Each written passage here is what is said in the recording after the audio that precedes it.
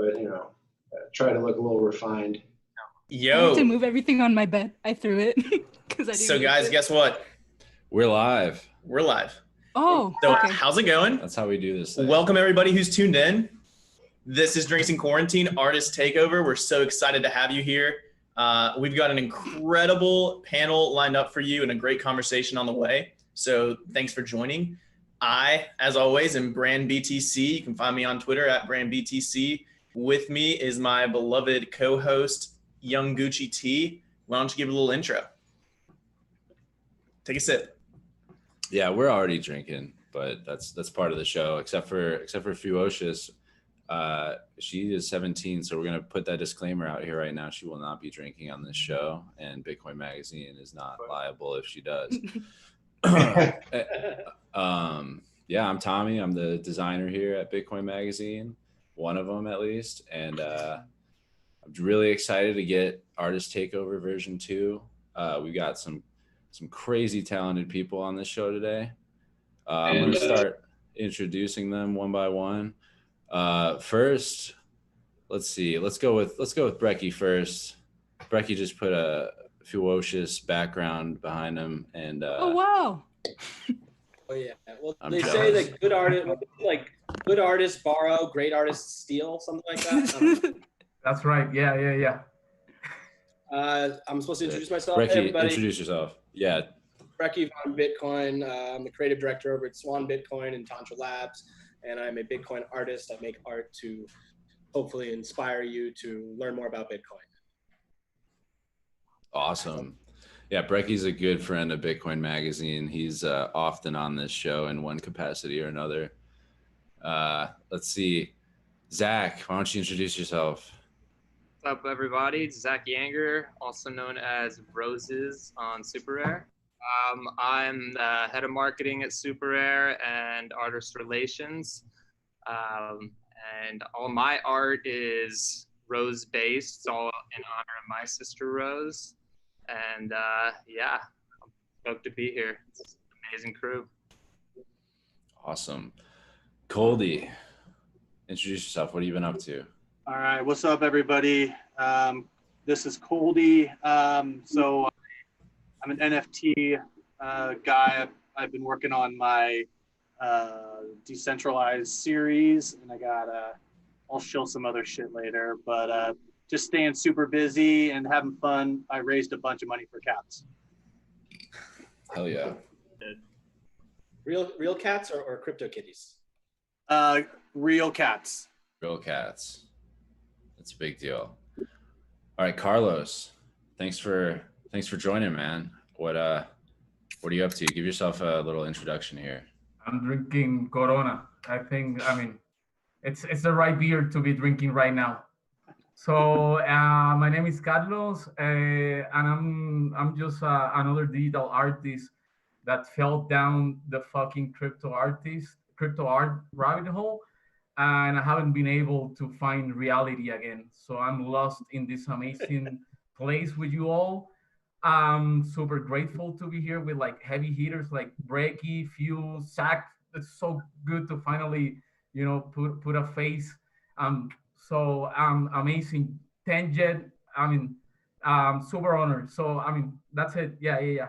Another crypto artist, super honored to be here, sharing this experience with you all. Thanks, man. Definitely check out all these artists' work. But Carlos has some crazy shit that will have you mesmerized for sure. Let's see.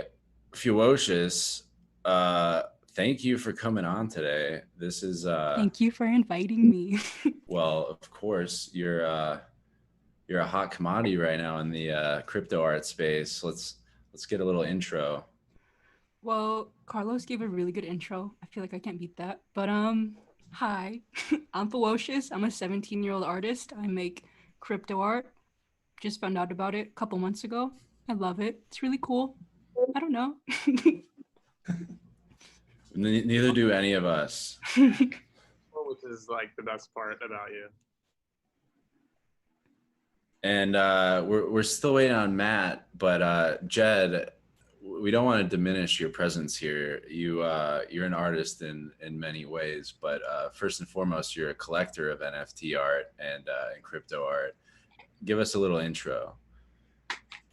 Yeah, so I've actually known Zack from the real world, which is a place that we are all not familiar with each other from, but we've been going to music festivals for like a decade now together, and he's telling me about Super Rare since the very beginning, and you know, for the longest time it's just like I've focused on trading my shit coins and, you know, I guess whatever's going on in real life, and then all of a sudden I was like, all right, I'll check it out. And similar to how Carlos explained it, I just kind of tumbled down into the rabbit hole and, you know, became obsessed. It's now my homepage on my internet browser, and, you know, I think about it a lot. And so it's been crazy to just go from zero and not really, you know, not involved in this at all to just like, you know, balls deep.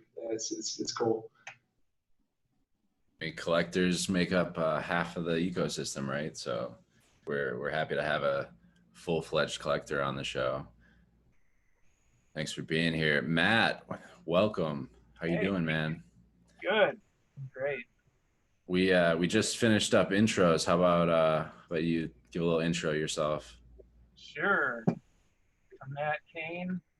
Probably best known in the Bitcoin space as the artist who created the async art piece where all of the layers are synced up to Bitcoin volatility and they all shift according to hourly volatility.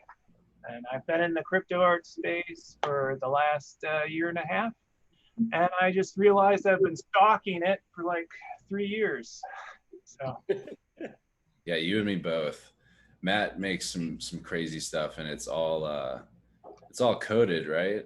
yeah. Yeah. Yeah, I work entirely with code. Well, paint when I get around to it. I'm kind of looking forward to getting back into my studio again. I was originally a painter 20 years ago. Nice. Well, Brandon, what are well, thanks everyone for those Matt, intros. how old are you? How old are you? 20 years ago? What's the secret? Vitamins. That went right over my head. Good catch there. Cheers. Well, cheers everybody. And I'm going to jump in and explain the rules a little bit of the day, a little bit of how the conversation is going to go. And then we'll jump into it with kind of a icebreaker opening question. So for starters, we do have 3 rules. The rules are somewhat made to be broken in that we're encouraging everyone to drink Fewocious water. And the rules are, number 1, you can't say Bitcoin or Ethereum. If you do, you have to drink. Number 2, you can't say memes. If you do, you have to drink. And then number 3, you can't say drink. If you do, you have to drink. So I owe you a lot of drinks. I'm going to go ahead and take my drinks now. But before I do, I'm going to ask you kind of an opening question. Coldie, I want you to take this one to start. What is the coolest piece of art, the coolest, unique thing you've seen in the past couple weeks? Oh, wow. Oh, shit. Put me on the spot. The coolest art I've seen in the last couple weeks, and this is not camping for anybody in here, but Matt did a really sick piece for the cat art show, and it was a Picasso derived painting, I believe, and it was just way out of what I was used to seeing, if I wasn't running the whole show, I would have bought it, but didn't want to be that guy, and it fucking blew me away. So that's my answer. And 10 Jed bought it. Oh, did he? Nice. That is true. Good choice. Can confirm. Yeah, it's you couldn't have planned it any better. That piece is wild. I thought you were gonna say the latest one. Was that a Whistler? Or that thing is crazy. And I think Matt, you had posted something about you were working on it, and it was a work in progress. And I feel like I knew where you were going with it, and I was just so excited to see what you came up with. And when you did, I mean, it blew me away. Talk about that piece a little bit. The audio cut out for me a bit. That latest, is it on Super Rare? Is it? Yeah, the Picasso cat. No. I'm making my. You broke out there a little bit. You have to drink every time your audio cuts out. It's gonna be a long night. Yeah, I'm gonna have to restart. It's telling me I have low system resources. Hey, no worries, man. We'll get your take on that in a minute. Keep drinking. Yeah. In the meantime, why don't we flip over to Jed? Jed, what's the coolest art piece you've seen past 2 weeks? I just found this super rare because I can't think of the guy's name, but I just noticed this new guy pretty recent. Oh, here it is. Danoramas. He's got 2 pieces, and they are sweet as fuck. And they have definitely caught my eye. They're on my radar. Yeah, I think it's pretty cool. Nice. If you guys haven't seen them, you should check them out. In particular, the newest one, because it's sort of, I mean, I guess the purpose is that he's trying to make it look like, the fabric of dreams. And I mean, it's how I kind of sort of see my dreams, and also, psychedelic induced visual experiences. And so I think it's pretty cool. I think it's pretty awesome, actually. Nice. I mean, that's the type of connection that you want in art, for sure. Dope. Are we asking the same question? Yeah, this is open to anyone else. Anyone else see something cool? Brekkie, you don't spend your days scouring Super Rare, do you? Maybe. No, I don't. Nothing against Super Rare. I just want to give a quick shout out to Bit Paint Club. It's not a specific piece of artwork, but he did an amazing job putting together a Bitcoin art gallery. And it was pretty amazing to see all of these pieces in one place in VR, just like, everyone's working separately, and we see them on Twitter, and everyone has their websites, but seeing them all together in one place and being able to walk around there is amazing. So I would highly recommend checking it out. I think it's open all the time now, and you don't even need a VR headset to get in there. So, and if you're watching and you want to know how to find it, just DM me or look up Bit Paint Club. Nice. Is that what VR platform is that? It's on, 1 second. I got the Oculus right over there. I'll just jump right in. So, yeah, we could like. Dude, we should all get our Oculus. Who here has Oculus? That'd be sick as fuck to all. I'm not set up. I was looking yesterday to buy one. Oh, yeah. Fewocious, you got to. It looks so cool. Your artwork in 3D would be so cool. There are some programs that you can like sculpt and like. Forget 2D, man. Like shit, it would be so cool. Imagine walking through one of your paintings, like. Yesterday, I spent like 3 hours watching videos. Like, should I click buy? Should I click it? I might. Do it. Yeah. I want to see what you do in Tilt Brush for sure. Yeah, exactly. It's in 1 second. I can't figure out what it's in. It's either VR chat or what's the other one? Alt Space. I think it is VR chat. Yeah, it is. You're right. Because we could do custom avatars and stuff in there. Nice. It's just bitpaint.club if you're interested. BitPaint. All right. Well, good plug. Let's move on. Carlos, same question to you. Has any art recently really moved you? Does it have to be art that has been tokenized on Super Rare, or could it be any of the other platforms?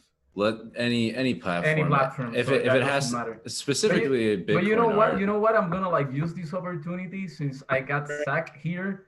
I'm gonna rep my. Yeah. I need you to hear this.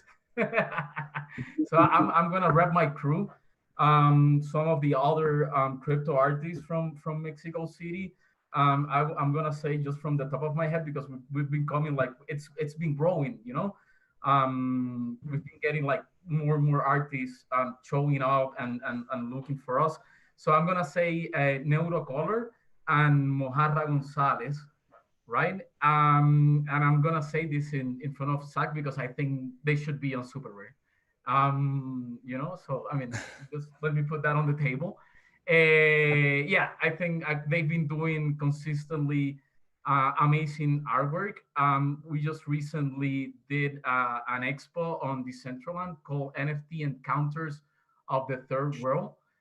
That's where I did the alien that I did for Super Rare. I mean, it was for that exhibition. So I'm gonna say those guys, you know, like the whole collective. But let me shout out to Mojarra and to Neurocolor because they've been killing it lately. Yeah, I can vouch for Neurocolor. He almost had me buying one of his recently. I couldn't help myself. I was bidding, but got outbid for sure. Definitely some good stuff. Some good stuff. Amazing stuff. Great segue to Zach then. Let's hear it straight from the super rare source. Wow.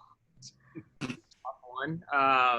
In the last 2 weeks, I guess I'm probably gonna go with the artwork that I personally have spent the most on in my crypto art career, but I'm super stoked to get John Norlander on Super Rare. I think he's one of the most kind of next level 3D artists that I've seen, animators. Like, he actually has motion censored pants that he wears and tracks to a computer. So those dance moves that you see those crazy people doing, that's actually him dancing, which is pretty insane. Coldie. Yeah, I've been wondering if it was. I really wanted the green man dancing around, and Coldie sniped it. And so then I went for the first one, Dancing Pants, which I also love. But I think Norlander is an incredible artist, and Overlap really stood out to me. I saw a spaghetti simulation, spaghetti dancing. That was him, right? Yeah. Yep. Yeah. Oh yeah, unreal. Where can I go to see one of these? Yeah, this guy, he doesn't even know what he signed up for. We're educated. This whole thing is just to educate him about art. Yeah, I'll post it right now in the channel. I'm gonna post the one that Coldie bought because it's the realism on the grass just freaking blew me away. Just the way it dances and weaves and boom, boom, boom. And to me, that's kind of uncharted territory, just in terms of like my knowledge and collecting base. It's just kind of out of left field with what I feel like I have a grasp on. And can we screen share it so everyone can see? Yeah, can I? Yeah, here. I'll smoke with, right? Live. Most disabled. Nobody screen. like.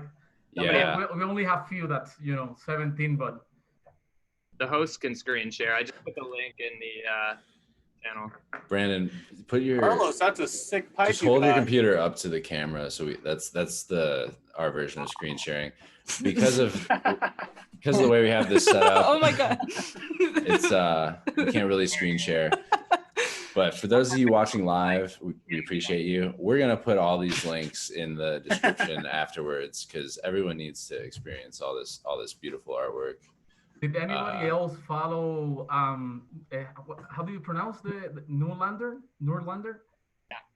Right. Like, anybody else follow him before, like, he got into crypto art? Because I had been following him for a long time, and it's kind of like, I mean, crazy to see these people that I used to, that I still look up to, as a 3D artist myself. And it's kind of like for me, that's validating the whole space, because when I got into crypto art, I thought like, oh, I'm probably like, really getting some success because I'm early into it. But up until recently, I didn't know where this whole fucking thing was going, to be completely honest. Maybe it's the weed talking, but but I have to be completely honest, like, up until like very recently. And then now that I've started seeing artists like this guy, I'm not gonna try anymore to pronounce his last name. Anyway, so it's crazy to see these people now coming in. Yeah, That's really crazy. Specifically, here's a question for anyone. What do we think about artists jumping into the crypto space and tokenizing something that they already have on Instagram or whatever, like something that's not necessarily an NFT in the sense that it's already out there and they're just tokenizing. But yeah, how do we feel about this? Because the way I see it, like, you had known this guy before he was a crypto artist. I didn't, but I see things where I'm like, oh, this is beautiful. Is this NFT? Is this crypto art? Like, is this? And then it's not, and I'm like, well, shit, this guy's missing out, or whatever. How do we feel about artists just jumping in and then tokenizing previous work? I mean, I'll jump in. I think that, maybe they were pre-marketing for longer than they thought. Maybe they were getting the hype going for years, and it lived on Instagram or wherever, and it gets millions of views. And now that it's a piece of art, it's a good snag for somebody. The market's already talked about it, right? So I mean, maybe you add a finishing touch to make it different than the original post, but metadata, shit. I mean, that's a good take. Yeah, I don't think it's the worst thing ever, as long as it's good work. The story behind it could be awesome. Like, this went viral 5 years ago, or who cares? Like, good's good. That's a great take. There's no good or bad, is there? Like, it's just if the market values it at a certain price, the market values it at a certain price. And like, if you're an artist who, if you make prints of an original oil painting, what's the difference? Like, you're just making a different version, and it's kind of on you to have that interaction with your audience. Like, if you're breaking the trust that you have with your collectors, that's a whole different story. But if your collectors know what you're about, and you're not like, tokenizing the same exact thing over and over and over again in like different limited editions, like, I think it's, you got to find what works for you as an artist. Yeah, these are the answers I was looking for. Anyone else have a take on this? I got something to add. So I got two things. The first is I'm going to use Spongenuity as an example. It's a new artist on Super Rare that has a bunch of art pre-existing that is now animated on Super Rare, and it's not animated in the other formats that it is available. And so the token is actually unique even relative to what's already circulating. But the other thing is, as a collector and as somebody who I've already openly said that, you have to think about the financials of this, especially, like, I know that's like taboo or anathema for a lot of the artists to hear that, we do think of these as both art and as a potential investment. It's the reality. Get with it or not, but that is the truth. If an artist has already been distributing and making money off of a work, and the digital token is going to be the exact same thing, I don't necessarily think it's like you shouldn't do that, but I do feel like it would be good to disclose that transparently. Say, hey, I'm also selling prints of this, or it's being distributed in XYZ other manner. Just so that for the people who do value the name is Super Rare, right? Like, that's literally the name. I mean, I use Super. I know there's other platforms. I use Super Rare, but it's like the whole idea is around scarcity and one out of one, unique thing. So if that's something that you value, you should disclose if you're distributing it some other way too. So for sure. But when it comes to like social media, I mean, in my mind, the more an artist is sharing the stuff that they're tokenizing on their social media channels, the more value it accrues for whoever the person is that can prove they're the owner of that work. And so I think artists, if they've, spent the last 5 years building up a massive Instagram following, before this was all really even possible, tokenizing their best early works that have been on Instagram that have been really popular, in my mind, is totally cool. Like, I would love, the piece that I bought from Norlander is on his Instagram page from a long time ago. It's got tons of likes, and I mean, I'm stoked that it's on there. I think we're so new into this space that there's a certain amount of like smart catching up that is possibly okay, because some of these people have massive followings. They got million views on all their shit. So going back and and cherry picking the best of the best, I think isn't the worst thing ever, and it'll reward an early collector. When I asked the question, I had in my mind, you guys know Beeple. Fuck yeah. Like when Beeple NFT, you know what I mean? That's all I'm saying. There's already 2 Beeple NFTs. They got sold during the last Denver. Yeah, Carlos, your Beeple Pepe thing is probably my all-time favorite NFT. Thank you, man. Sorry, I need to connect my computer. It's running. Artists. Yeah, no worries. We have a special guest on right now.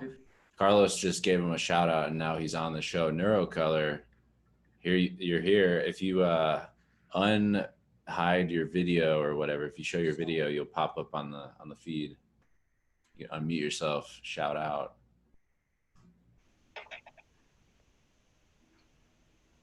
Well, dude, I need a true test. Those, technical problems card. Sorry about that. We're here.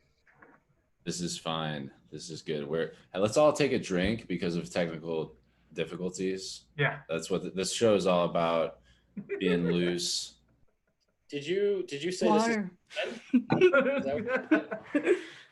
When are you turning 18, Few? Yeah, let's get some Fewocious. My birthday's January 1st. There's still Wow. We're 3 days apart, Fewocious. So. Oh, really? December 28 right here. You know, when I grow up, I want to be a 17-year-old artist. That's my goal. Good. You're a fucking legend. Thank you. You're like an immediate legend. Yeah. I don't know. When I get old, I'm like, nobody's gonna care. Oh, whatever. You got. When you get right now, like 30. Who cares? Who cares? We care right now. So. However long the internet will exist, that's how long you have. So. I feel like Carlos is just start. an with wisdom. Everything Carlos says, just like it rings true all the time. Dude, I'm just high. It's just the weed talk. It seems deep, but it's I'm just having fun, and I enjoy talking to interesting people. This just became my whole world. Before crypto art, I had clients. I was doing design work for clients. I'm trying to get serious again, so. But as of now, it's I wasn't joking. When I said this is a fucking rabbit hole. This consumes all my working hours or whatever hours I spend being conscious and thinking about art and what it means and what will be the impact of what we're doing, not only on the history of digital art, because it's a fact that digital art it's here already. It's part of the culture, it's in the history books.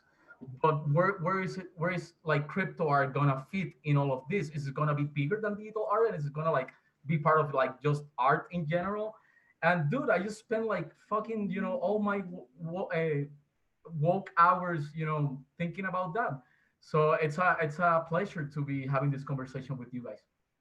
Well, man, it shows. I'll tell you that it shows.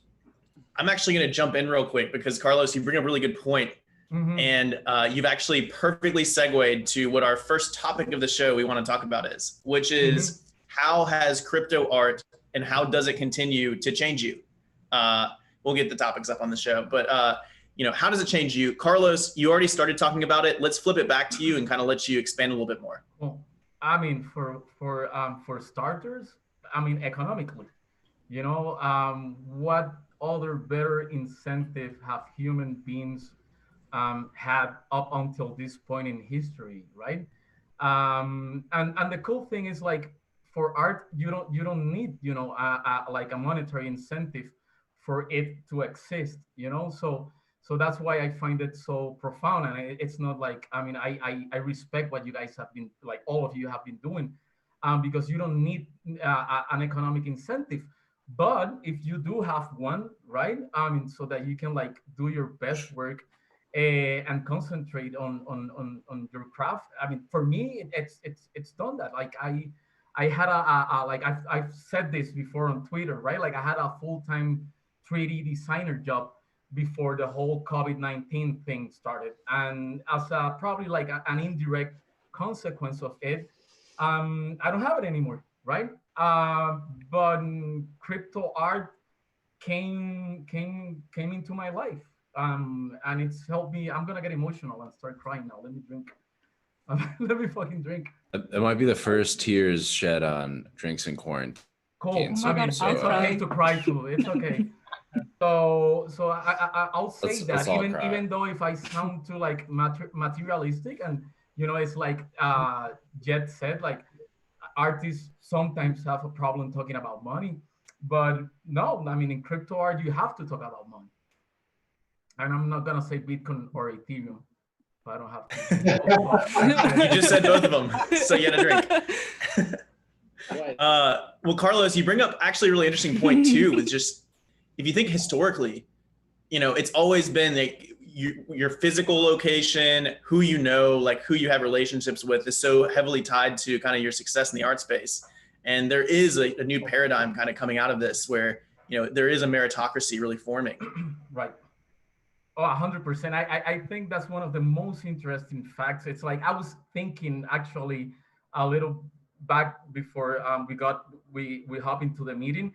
Like I know for a fact that crypto art has let artists from like third world countries participate in the art market, because I mean before having this kind of like network thing, if you were an artist from Mexico or from Venezuela or from Africa or whatever, Vietnam, you needed to move. You needed to move to New York. Yeah. You needed to be in New York. You needed to be what else? Like maybe like a good chunk of the 20th century. You needed to be in Paris to be like so you could call yourself a visual artist. And then I would say like the other half of the 20th century, it was New York. So I was thinking to myself, I know for a fact that this has led many artists from many different part of the world jumping into the art market. But I'm pretty sure, for example, even in the US, you have people that do not live in these cultural centers, that you have people from all the different states. You know what? Like I don't know for sure, but I'm guessing that's the case. So for me, that's one of the most interesting aspects of this. Like it has, like it's truly like people sometimes talk about like, oh, how decentralized crypto art is because you have like centralized platforms.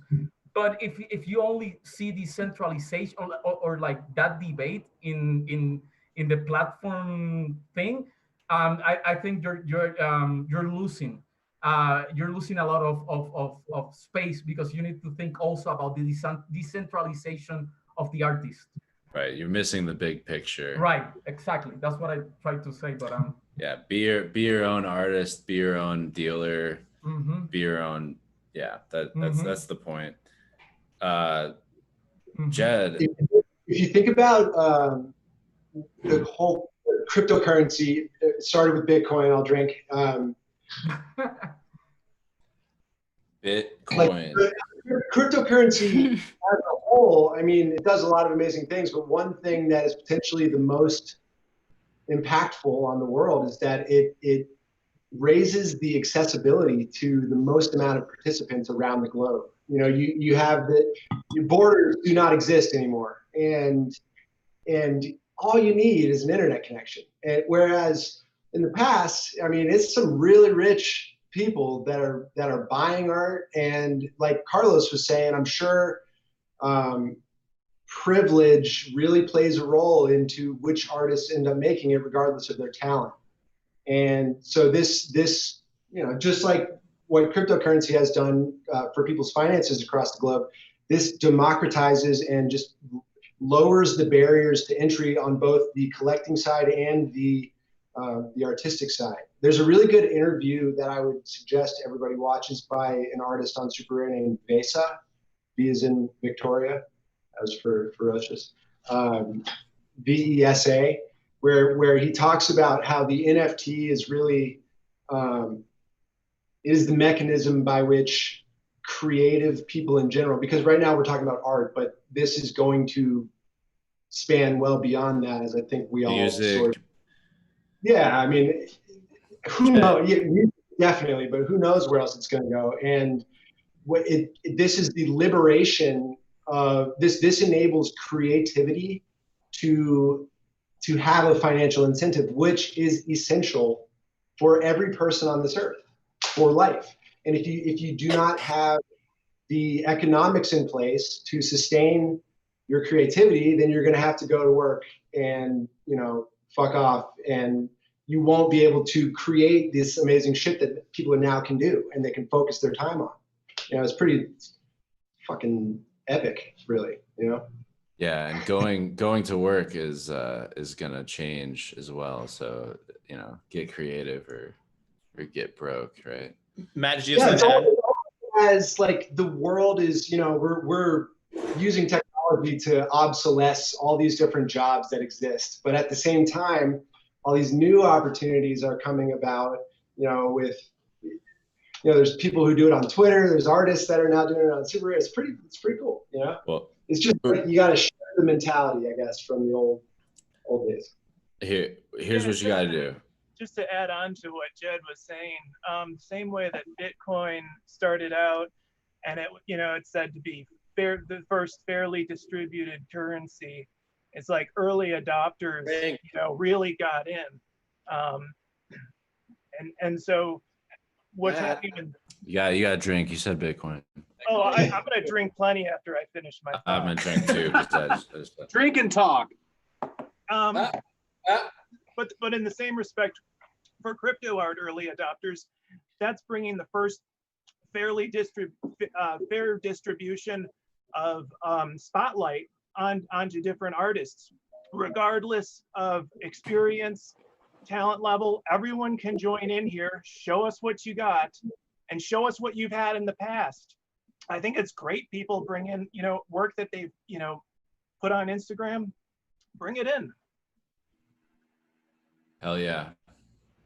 Jed, since you're a musician, here's what you do. You just just play a riff or something, put the MP3 or MP4, if it has to be MP4, just put that on super rare and just auction that. Just pure audio. I'm announcing right here 10 Jet Marcial collab on an MP4.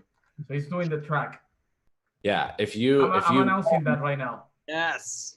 If you make the tracks, we'll do the visuals for it. We'll all do visuals for your little riffs, and we'll in VR. I'm up for it. I'm both intimidated and excited at the prospect. So that's cool. Yeah. What's our topic right now? Yeah, so we're talking about how has crypto art changed you. Do you want to let's flip over to Brekkie. What's crypto art? I don't know what crypto is. See, this is a good point to bring up. This is Bitcoin Magazine. This is Drinks in Quarantine. We don't talk a whole lot about shit coins, but in the crypto art space, you can't help it. But Brekkie here is a OG Bitcoin artist. We'll give him that title. I personally hate the title myself, a Bitcoin artist and all that. But let's hear what you guys say. Well, there's a difference, I think, to note between someone who makes art about Bitcoin or crypto, yes, I'll drink, and someone who's just using the crypto platforms. And there's neither one. I mean, they're just different things, and they can be both at the same time. Like you can tokenize your art. It is crypto art, and it's also promoting crypto. You could make something totally unrelated, and you're just an artist, and you're leveraging crypto platforms to benefit yourself and your viewers. But I don't know. I mean, I think over time it's going to sort of merge, and like the art world itself is just going to get enveloped by Bitcoin and crypto. So I don't know. There's no judgment either way. It's just they're just different things, or it's a spectrum of things, maybe. Yeah, I wish we could have a meaningful conversation about NFTs on Bitcoin, but I'm not sure that any of us are qualified. Well, I mean, maybe not a whole conversation. I just think it's important to note that as much as they really suck, but NFTs have existed and do exist on Bitcoin using Counterparty. No offense to the Counterparty guys, but it's just, and gals, it's stagnating. But if you're not aware, NFTs are coming back to Bitcoin in the form of the RGB protocol, which I think is really exciting. We'll see what happens. We'll see if it takes off. We'll see where the artists go. But, you know, something to keep tabs on. And That's the first time I've heard Counterparty in a long time. I mean, I actually made a token on Counterparty just to like go through it and experience it. I wrote an article for Bitcoin Magazine about Bitcoin NFTs and, you know, kind of urging us to sort of bring them back in a way. But Taproot. It was too early at the time, I think. It was really cool, but I feel like they were just too soon, you know? They Too soon. Yeah. I mean, Bitcoin was still, God damn it. Hey, too soon in the investment world is no such thing. So, you know, get your hands on some rare Pepes. There's a such thing as too soon. That's just, you know, opportunity cost is real. Zach, I know you have some thoughts on this, being a co-founder of Super Rare and all. What prevented you guys from jumping right in on and trying to make it work on Bitcoin? Well, just to clarify, I'm not a co-founder. I joined about 3 or 4 months after they launched, so I'm fairly close, but I'm not. Can't take that That's credit. my bad. All good. But I would assume they didn't build Super Rare on Bitcoin because Super Rare, as it is, couldn't exist on Bitcoin. That's a good point. That's the best point. But yeah. You know, I've been pushing for a while, and you know, we are definitely very interested in trying to potentially bring Bitcoin in as a buy option for artists. So ideally that will happen, and we can have some other options and artists can decide what they want to make. But I'm a huge fan of Bitcoin. I mean, that just makes, oh yeah, I probably got to drink a few times too. That just makes sense for you guys in general, or for Super Rare in general. You got to accept that Bitcoin and hodl it, you know? So, but I mean, definitely been a bunch of the Bitcoin crowd coming in lately. I've noticed a lot of big new collectors from that space getting involved, which is exciting to see. And so I definitely think it would be huge to add. For sure. Hey, Fewocious, you are fairly new to the whole crypto space. What, like, when you hear all this, like, what's your level of you know, crypto, Bitcoin? Just what do you think of all this? Like, what do you think about it? Yeah. I mean, it's really cool. Like, I am feel like new. You represent like a different generation as far as this stream goes. So let's hear your take on all that. Oh wow. Okay. Yeah. So I'm new. When I first joined, I was like, oh, well, okay. When I first joined, a collector bought a painting, and they're like, tokenize it. I want it. And I was like, okay, what? Like, I was just doing it because he paid me for the physical painting, and I was like, okay, tokenize it. I was just like doing what he wanted. So I was like, okay, here. And he said, join Super Rare. It's really cool. And I was just like, I don't know. This is the most money I've made for a physical piece. So I was just like, okay, I'm excited. And I joined Super Rare. I got in, talked to Zack. And then I was on the Super Rare website because I was like, is this a scam? What is this? And I was on the website and reading about it. And it seemed too good to be true. I was like, this is not real. No way. Anyway, I got in, tokenized the piece, and but when I talked to Zack, he kind of explained like, this is real, and kind of taught me like what you have to do, what it's about, the community. And through Twitter, I started following more people. and just observing them and watching them and how it's their life. And a lot of these people, because in Twitter, I'm in like art community. Huh? I'm joking. I'm saying that's us, the people. Oh, on Twitter, I'm in an art community, but they're all painters, and their goal is to get into like the Museum of Modern Arts or like, you know, paintings. So that was my goal. And my goal was maybe go to a fancy art school. I don't want to anymore, but like a fancy art school and pursue that route. And then I found crypto art, or sorry, I'm really all over the place because it's so much and I'm really excited. Crypto's a safe word. You just can't say Bitcoin or Ethereum. Unless you want to. What do I even, I feel like I'm talking too much. I'm sorry. Drink some water. No, talk more. Keep going. Okay. You're not talking enough. Yeah. We want to hear the whole story. Okay. Wow. Okay. So yeah, Where did the route Fewocious come from? Where's the name from? Oh, where's the Do you name even from? have to? Do you even have to ask? I mean, ferocious, but I don't know. Maybe there's a cooler story there. I was playing Minecraft and my friend would say Fewocious. I'm not friends with them anymore, but I liked them. I liked them saying Fewocious. So I was like, okay. And I made a new Twitter account and Fewocious. And then I posted art and Fewocious stuck. I don't know. It's a cool name, I think. Awesome. And now anyway. Commenting on posts. Now Pomp is commenting on all your posts like daily. It's amazing. Yeah. Yeah. What was I saying? Oh, okay. So the route for the other Twitter artists is sell prints, make shirts, maybe do a clothing line, and then get into a museum. And that's like the goal. And that's all they do. And then I found crypto art, and these people, it's so different. And it's crazy because both of us are making art all day, but the communities are different. Crypto art, everyone talks to each other more and is more like getting to know each other. The other artists are kind of more standoffish. Because we're getting paid, so we're less edgy. we're getting fucking money here, you know? So, I mean, it's true.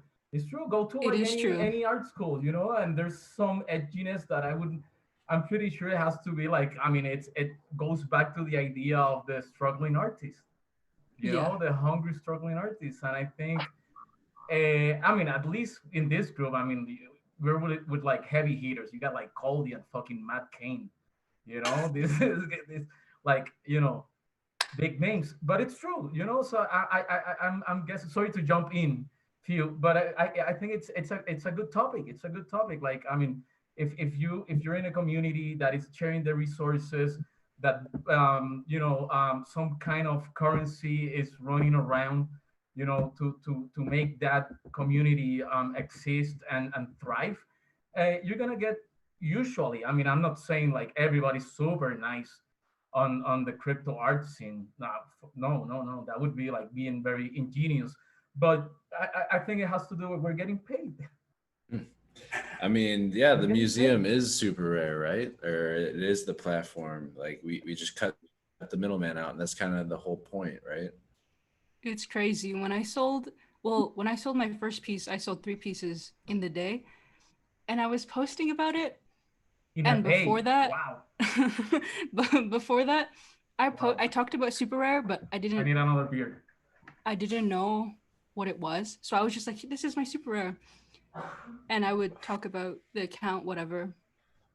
And all these other artists, the physical artists, were like, they were like kind of warning me, like, what are you doing? Don't do that. Be careful. And they don't know what crypto is, like crypto, like Bitcoin or ETH, like anything.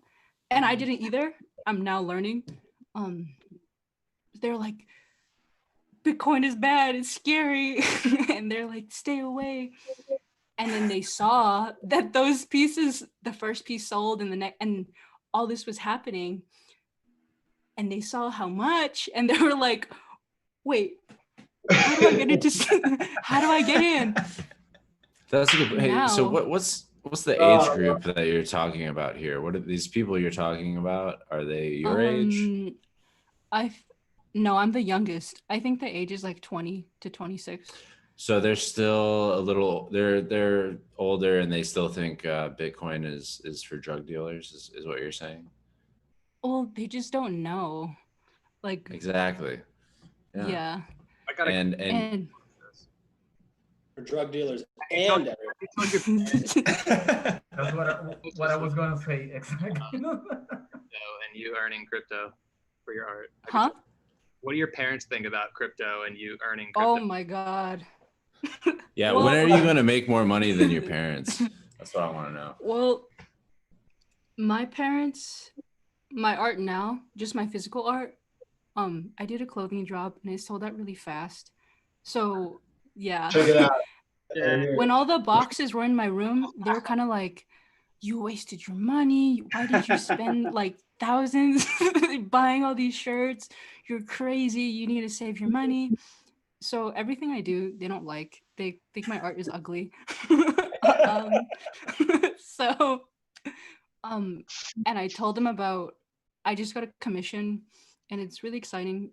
And I was telling them about it and just the crypto art world and the people, like what super rare is. And they're like, especially they don't really, my grandma and my mom, they don't really know English. They only speak Spanish.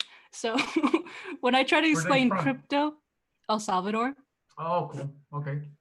So when I try to explain it, they're like, what even? Because they're from a different country. So they're like, it's so many levels to not understanding. But yeah. Since I don't know. Few is whatever Salvadorian, I'm drafting her right now to the Latino crypto artist team. So you all know that. Cool. But yeah, they don't understand. They don't get it. You got a great Spanish website that goes into Bitcoin. I'll send it over. I'll show it to them, and they'll be like, "What are you doing?" But that's so true. That's so true. Like, I mean, you don't have that much information. I mean, you have a lot, but it's not discussed probably as much as it is discussed in English speaking countries, you know, which is something that's gonna like about to change, you know. I'm pretty sure like once like all Salvadorian, Mexican, Belizean, wherever they're from, Dominican, like migrants in the US they really start noticing how much they pay on fees to send money back home to this massive continent made up of like tons of countries, you know. Dude, that's gonna bring a lot of money into the ecosystem. And I'm pretty sure a lot of migrant workers haven't catch up to all of this because you need to have access to information, you know.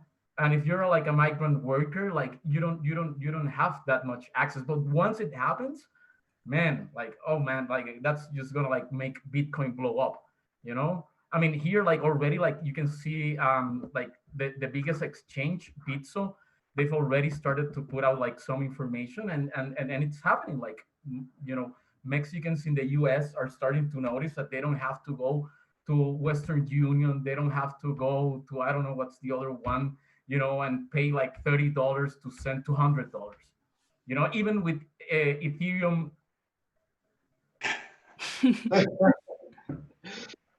gas prices, even with Ethereum high gas prices, fucking yams.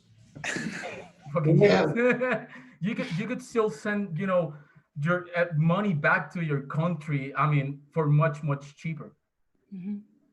That's the whole point, right? You know, just strip away the borders, and I mean, art should be borderless as it is, right? Can I kind of hop on what Fewocious was saying about family and stuff like that? Oh, what I can tell you is it doesn't change as you get older. If anything, you just get desensitized to it. You know, I'm actually twice as old as you, and you know, when I bring this stuff up, I'm still the black sheep. They're like, "What the fuck what's he doing? What like?"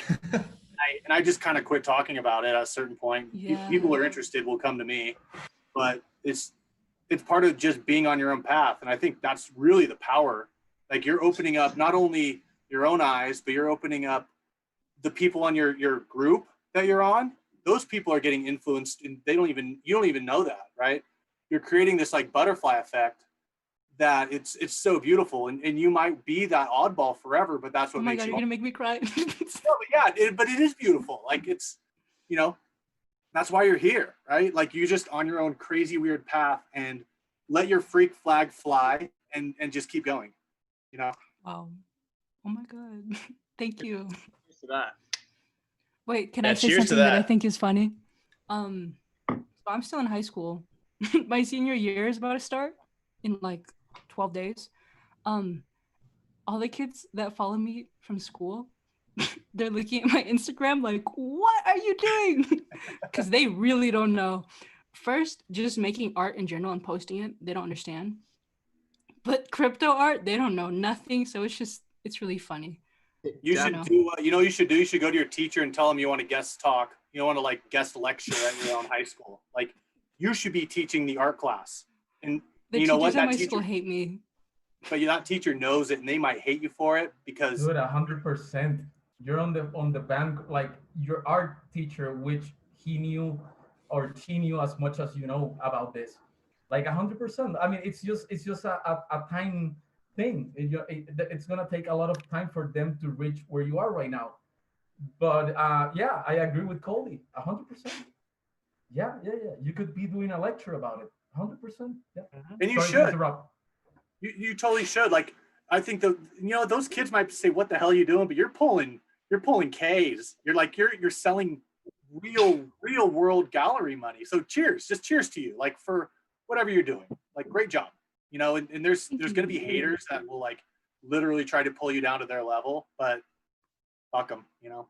When you pull into the senior parking lot in your Lamborghini, they'll stop. Dude, a Lambo in a wrap with your art on it.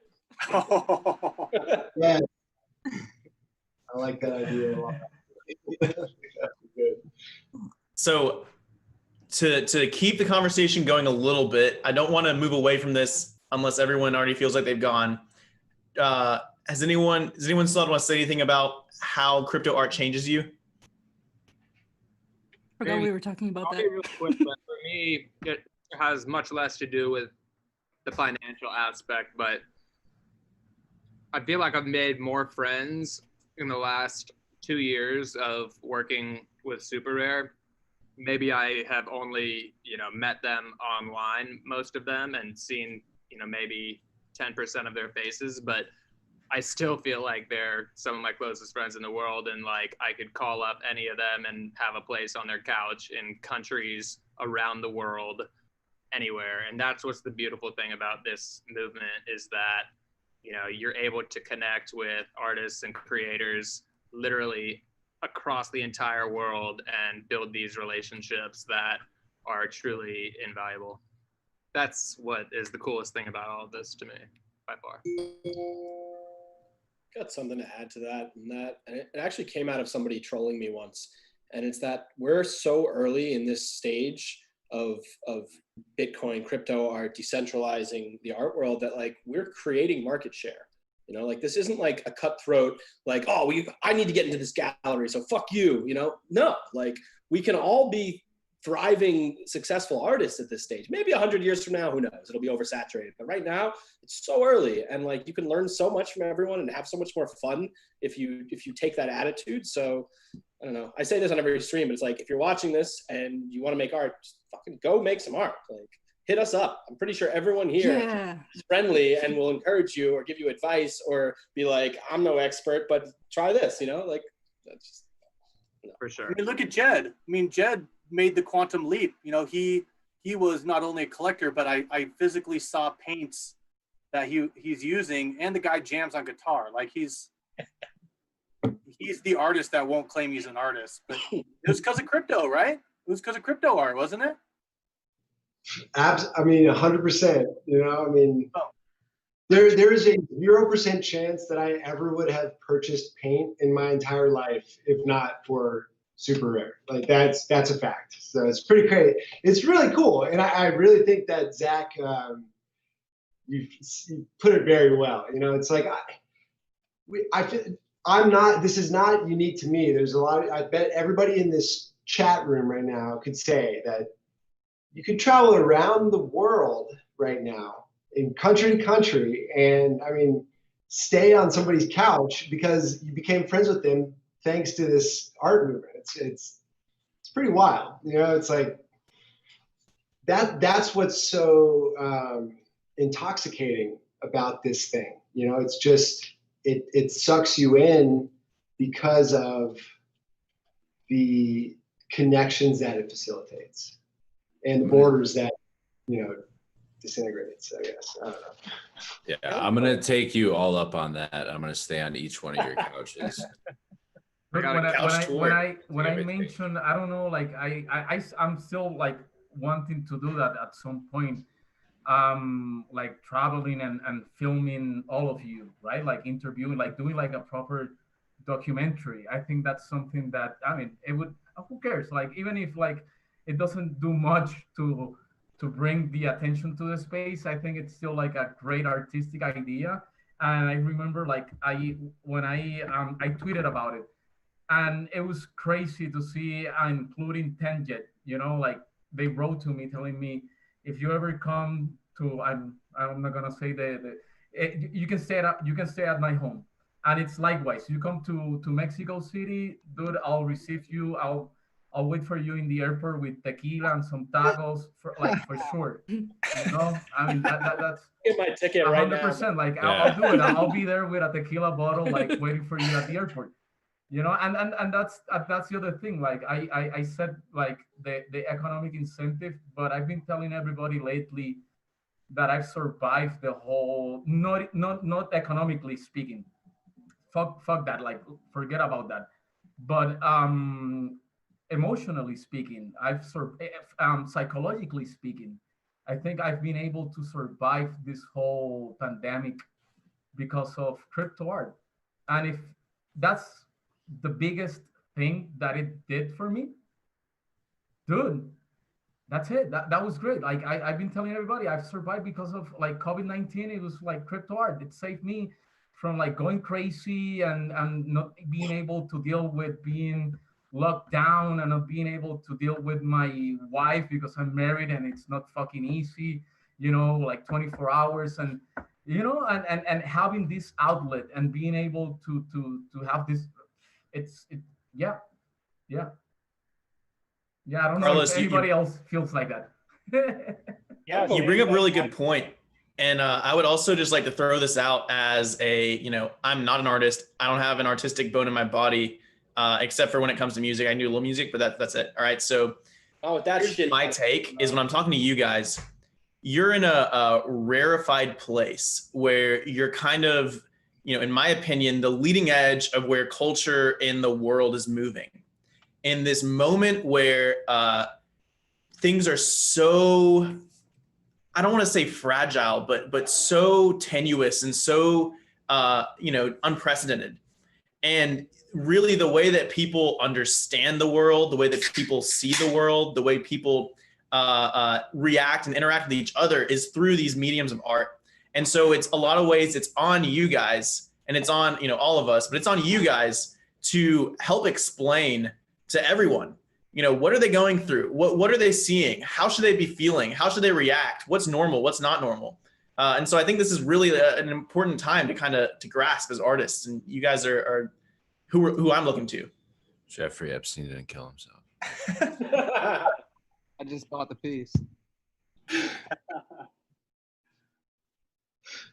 I think it's true. I mean, like, if, for example, I mean, you could pick a topic. You know, I think one of the things that, you know, Carlos talked about this was the COVID experience. And if you look at some of the subcultures of art, there's a major COVID collection going on. You know, people's reactions are so from the gut, whether they're pro, against, think it's fake or real or whatever.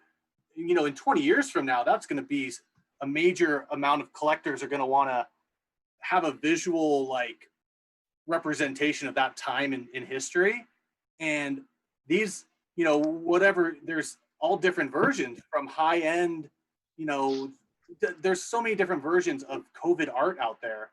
that I think that's like maybe the first example of crypto art going into like a socio-economic, like like a Black Swan event that the reaction to is actually quite fascinating. If you look at the totality of COVID art in the crypto space, there's a fascinating variety.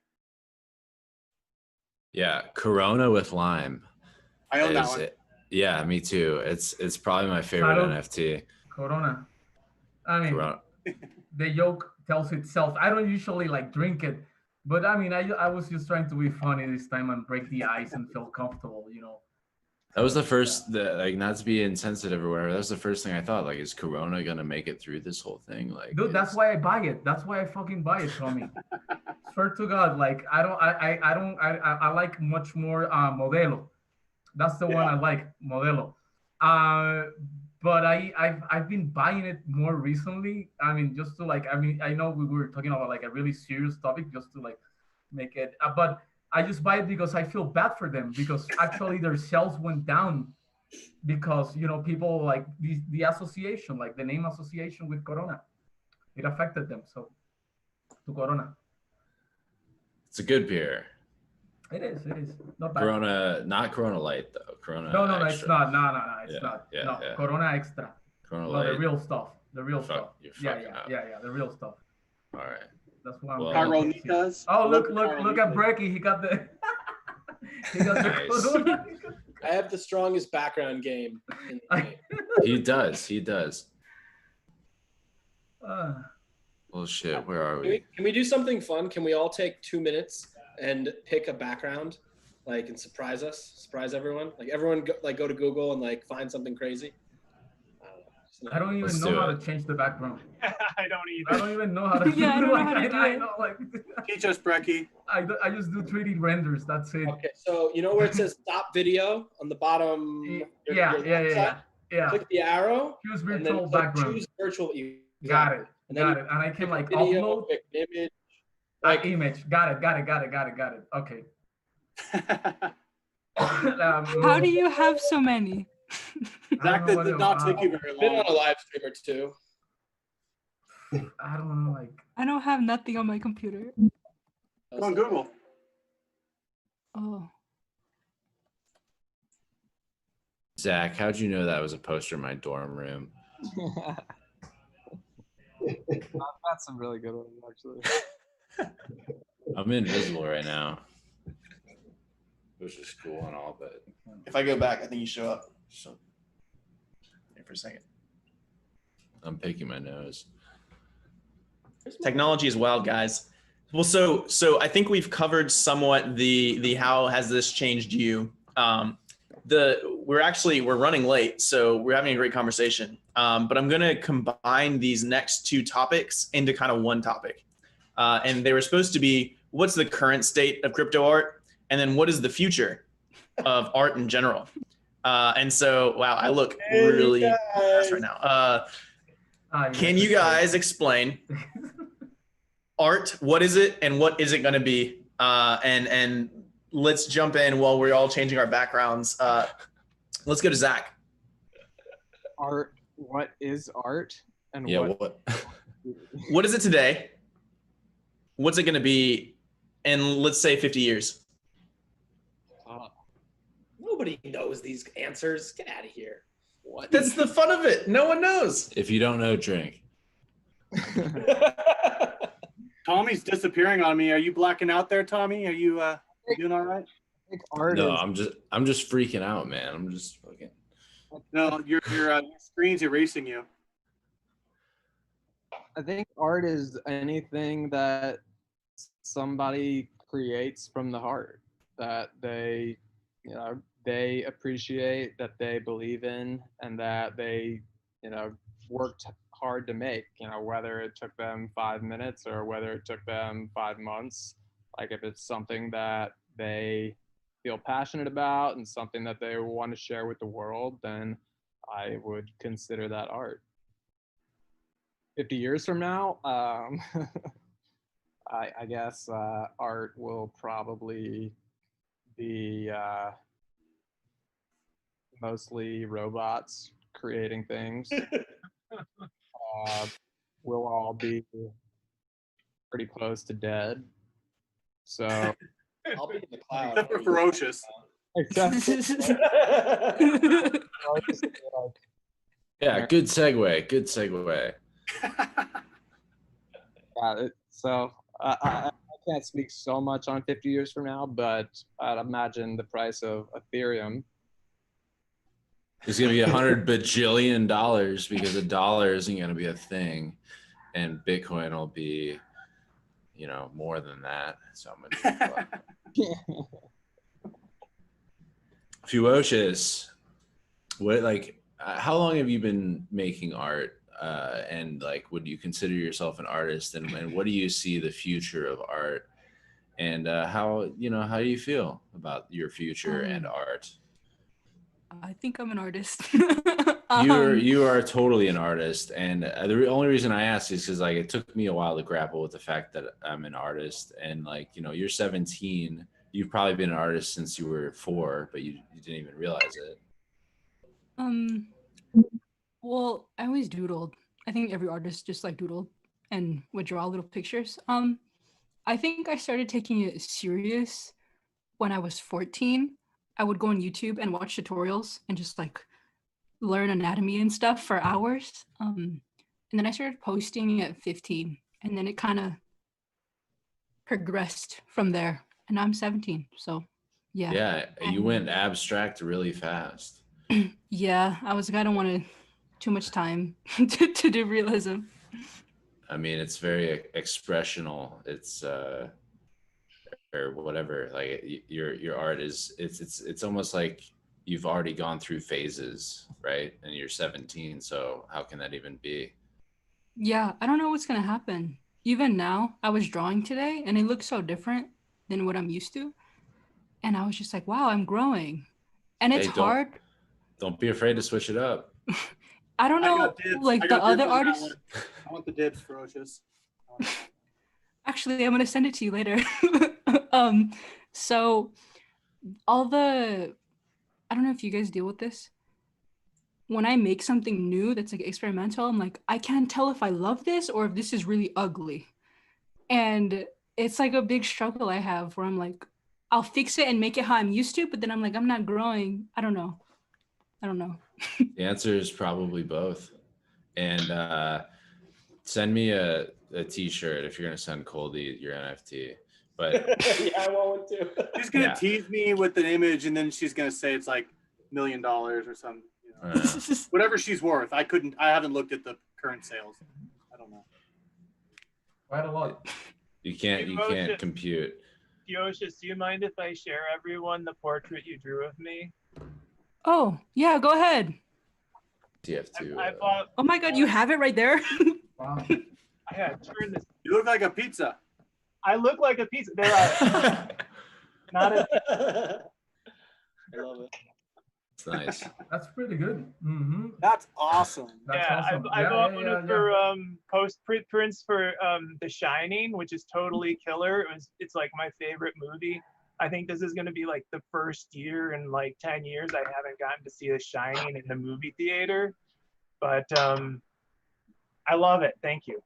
I know when you bought it, I was freaking out. I was like, oh my God, you bought, like, not that you spent the money, but I was just like, oh my God, I love your art so much. So I had to, you know, make something. I brought my hype man too. Zack, look at his background. Yeah. I mean, Carlos, you're is that Ripple? Is that Ripple chart? Nah, that must be BTC. I'm pretty sure. I just went into Binance and just got screenshot. I'm pretty sure it's BTC. I mean, it's Bitcoin Magazine, isn't it? Yeah. It's Bitcoin Magazine, so it's the Bitcoin, chart. Imminent breakout ahead. I'm reading charts right now. Imminent. Yeah, Jed, you're a big chart reader. You're a oracle of the charts. Let's have like 2 minutes of those who are watching. They get a nice analytics here. Let's go. Read the tea leaves for us. What's the next yams? Do it. I'm getting drunk. can summarize it all with 3 words. Number go up. Oof. It sure That's fucking do. It sure do. We're moving up. I don't know, man. All number? Yeah, all numbers. I actually dipped as deep into the shit coins as I have in a long time, and I'm currently long Ripple. So I was laughing when Coldie brought up Ripple, because as far as I'm concerned, that is the shittest of shit that has ever been created. I hope you have your hazmat suit on. Yeah, man. But you know, the thing is, you can't have a bias when you're just trading these charts. You know, you just got to fucking buy what looks good. And right now, long Ripple. Hey, but you know what, Jed? I mean, Jed, are you stacking your BTC though? Is the end goal the honeypot? You know, that's the silver lining, at least. You know, if the goal is to get. I philosophically, I only really believe in Bitcoin. I don't really actually think, like, I can't claim to be a Bitcoin maximalist because I am like a shitcoin extremist. I mean, you're dabbling in Ripple, for God's sake. The amount of Hold on a second. This is economics. You can trade shitcoins and be a Bitcoin maximalist, at least in my opinion. I always say Ripple is the fiat of cryptocurrencies, and fiat pumps. So Ripple's the Enron of it's unbelievable. But this, and the thing is that these, if you just remove the bias and you look at charts and you understand, I mean, at least I can't claim to actually totally understand it, but just the way that the markets move and the order books and like where liquidity sits, you know, on both sides, and you can just, what you do is it's not about being right, it's just about identifying asymmetrical risk to reward opportunities. And if you take 5 to 1 RR trades and you are correct on 2 of them, it doesn't matter that you got stopped out on the other 3. You killed it. And as long as you properly manage the risk, it's not, I don't know, it's not as much of a crapshoot as people think it is. I don't know. The charts are pretty objective, at least in my opinion. You take all the news and all the chatter and hype and everything, and you compose it into one picture. Yeah, it's all self-fulfilled. It's just on a different scale as the stock exchange. So, right? But it works on stocks too. I mean, it just, I don't know. Like if you do it, I can't really explain it. I don't know why. I'm not like, I'm not articulate enough or maybe intelligent enough to put it to words why it works. But I've been doing it. So I got into crypto in 2017 and just was swept away in that ridiculous year of just irrationality, you know, I mean, just complete lunacy, you know, and thought I was a genius the whole time. Like, oh man, you know, fuck everybody, you know, this is fucking unbelievable. Fucking you know, genius over here.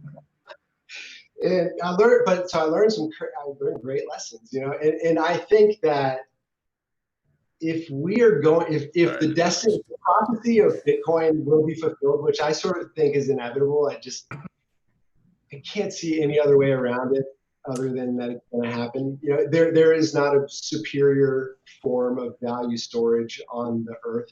Yeah, we saw Portnoy. We saw him interview the Winklevi, and what we learned from that is that gold is not a good SOV, right? Yeah, I mean that whole thing about we're just going to pull it off. Where are they going to get it again? Asteroids or something? Is that what they say? It's going to rain like sand. I don't know.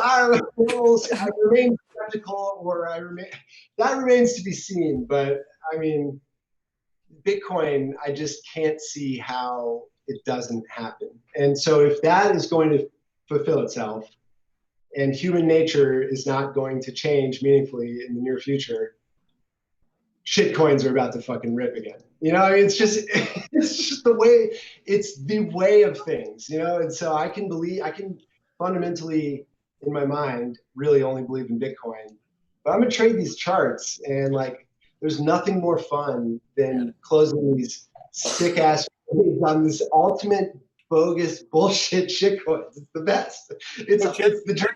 What's your preferred exit? Jed, what's your favorite exit? Like, how long do you let it ride? You know, are you like a 3Xer and out, or are you taking 30%? It's case by case, I guess. It would be too long and boring to explain. But I guess like I try to ride the trend and I don't try to worry about sniping bottoms and tops. It's just, there's certain signs that you can look for, I guess, to capture the majority of a move, you know, and really you don't have to. So to those of you looking at home, this is not financial advice, you know. No financial advice. I know why I went there. Stay safe.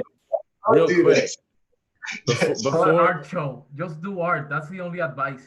Yeah, exactly. Yeah, you can't get in trouble for that, That's right? it. Do art. But All we right, trade on the side. I have to do this before we hand it over to Brandon and change the topics real quick. Yams, tendies, what's the next one? Real quick, one word answer. I'm starting it with jelly donuts. What do you got? Let's go around. What's the question? Just My is Carlos. I'm actually holding 85 of them. And you know what I was thinking? Like if I model a fucking jam in 3D and put it on Super Rare, like if somebody would buy it. That's the new banana. That's the new banana. Yeah, that's the new banana. Literally yesterday, I almost went out and I'll got do it. I'll fucking do it. I'll tokenize it. You should. I was literally yesterday, you should have seen me. I was seeing this shit blow up and I was like, I gotta go to the grocery store and get some duct tape and a fucking yam. Like You should have done on the that. verge of making Right. an Ethereum NFT Right. just to like say fuck it. Come in, Brekkie. We'll welcome you. Come in. Fun. Mock it the whole time, but have fun. all right. So back to the question: which emoji are you going to name your Ponzi scheme after? We'll start with Coldie. No, I started last time. I need to think for a second. Carlos. What was the question again? I was looking for background. Brekkie fucking threw me on a rabbit hole. Yeah. No, it's so okay. I was looking for background. Sorry. Perfect. No, perfect segue. We're gonna move on. Cool. Brandon, what's the next topic? Perfect. So I do like the topic of what emoji are you going to name your shitcoin after, but we can go to that later. Yeah. Let's talk a little bit about, we have this kind of last section of the show, which is, gosh, there's so many memes flying right now. And meme is actually a drinking word, so I'm going to drink. And drink is a drinking word, so I'm going to drink again. But before we go there, we're in the meme category, the mempool category, which is where we've asked you guys to come with a few questions, maybe a topic, maybe a question to post to the group yourself, something that you want to talk about. And so that's our way of crowdsourcing y'all's knowledge and y'all's little, areas of expertise.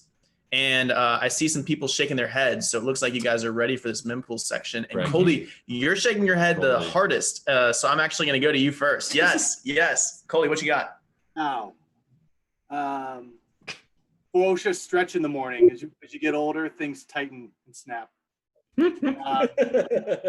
So my question, Fewocious, probably doesn't apply to you. Who is your favorite NBA basketball player from the 90s? That alien from Space Jam. Yes. Scottie Pippen. Yeah. There's only one correct answer, and it's Dennis Rodman. I know. Oh my God. I used to work out with Dennis Rodman at the 24-hour fitness in Newport Beach. I thought you were saying North Korea. On the elliptical next to me. That's casual. So you worked out next to him. You didn't work out with Dennis, Yeah. No, that counts. I actually bothered him one day. I went up to D-Rod was doing tricep extensions. I was like, when the fuck else am I ever going to get to talk to Dennis Rodman? So, we have all these things. I mean, I love Pearl Jam. He's friends with Pearl Jam. I had so many great opportunities. You know what I did? I walked up to him and I fanboyed out. I was like, I love your rebounding. Oh my God. He's like, okay, thanks. And that was it. I had so much potential. Bro, hold on a second. Excuse me. You make really cool lenticular art, and you haven't made a Dennis Rodman that like changes hair color from different views and shit. That What's would wrong be with dope. you? Fucking make it and send it to him. On async, on async, make it programmable. Mm-hmm. Oh my God. Okay, so I'll kick down royalties if we're all thrown in on this. Make sure there's a Kim Jong-un layer. There's a Kim Jong-un. What you should do is try to contact him and have him make a wallet and send it to him, and then like explain the deal. You know, like he's already in There we go. Bitcoin. Now we're talking. He already knows Potcoin, so he knows crypto. So I didn't remember that. This that imagine. I'll charge him in Potcoin. I'll just charge him in Potcoin. That'll 100x. I'll retire. That's a bad move. Don't charge him. This is so Fewocious and everyone watching who was around. Just a bit of context. This is a true story. Back in 2017, Potcoin funded Dennis Rodman going to North Korea to meet Kim Jong-un. And I know that sounds like the most ridiculous. I just am talking out of my butt right now, but I swear that actually happened. And so that's watching. Yeah. Why is that ridiculous? That one of the Ethereum co-founders went to North Korea this past year, right? Totally. North Korean, it's a bastion of hope. It is. I mean, freedom and democracy. Kim is alive, and we all know that, and that's for sure. I mean, Dennis Rodman, how are we gonna? What do we do now? That's a good question. I was gonna answer the question. Yeah, Say Carlos. Go ahead. Mugsy Bugs. Muggsy Bogues. Muggsy Bogues. Oh, yeah, for sure. 100%. Let's talk about the NBA for like 3.5 minutes. What other like biggest story like success you're gonna find in the 90s NBA? No. There's nothing else. It's Muggsy Bogues. Hey, 5'6". I gotta give a shout out. He made me believe I could play in the fucking NBA. He made me believe I could play. Shout out Muggsy Bogues, but shout out Spencer Dinwiddie for probably being the first and only, maybe only NBA baller that gives a shit about the crypto space and wanted to make his own ICO or whatever, however the hell it was going down. Shout out. Next question. How do you guys feel about like all these athletes coming into crypto art? Now that you mentioned NBA, like skip like the flow. As far as I see it, Spencer Dinwiddie is Satoshi, and everyone else is Craig Toshi. So that's how I feel about it. I don't know. Tell me about like the baseball players that you have like Tony. Oh shit! You have like a couple of. Oh my god! Like there's another one. There's another one. So you got like athletes coming into crypto art. Like maybe that's a question. Like how do you guys feel about it? It was always my dream to make it to the show. Like I was a PO pitcher only all throughout high school. Like never was good enough. Like I'm not gonna claim like I was anywhere good enough. But every time I see these Major League Baseball players entering the NFT space, I'm just it's the FOMO off the charts type of thing. Like it's next level shit, but it's happening. All right, I don't know what you guys are talking about. Can someone fill me in here? Yeah. Who? Tommy Wilson? Something I don't know what sports are. Tommy. I guess I could like ask the question again. Like I ask like how do you all feel about like athletes going in the crypto art space, which is I don't think I have an opinion myself. I mean, it's one of those things that I find fascinating about like the power that this whole thing has. I don't know. So we got Micah Johnson, Matt Scherzer, I don't know who that is. Cubs. He's a Cubs World Series champion. I'm a Cubs fan. Cool. And do you mean the art space or the NFT space? Both technically. Both. Yeah. Right. So I mean, like, are they making like trading cards? I'm not familiar with what. They're just making like art. Like, yeah. They're making art and they're tokenizing their art and it's selling. I mean, dude, why not? Like, if I'm gonna put my Bitcoin Ethereum feelings aside for a second.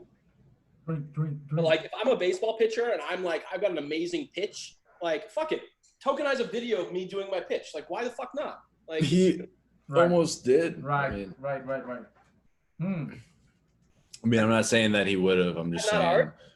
Is a beautiful baseball pitch not art? I hate baseball, but is that? That's exactly the point. Right. That's exactly what I said. That's a good question. If Yo-Yo Ma wanted to tokenize a video of him playing the box Prelude #1, I'd probably buy that. Like, well, that's why I'm telling Jed that he needs to record himself playing some music, and that is tokenizable, right? Like, yeah, I don't know about that face. Just kidding.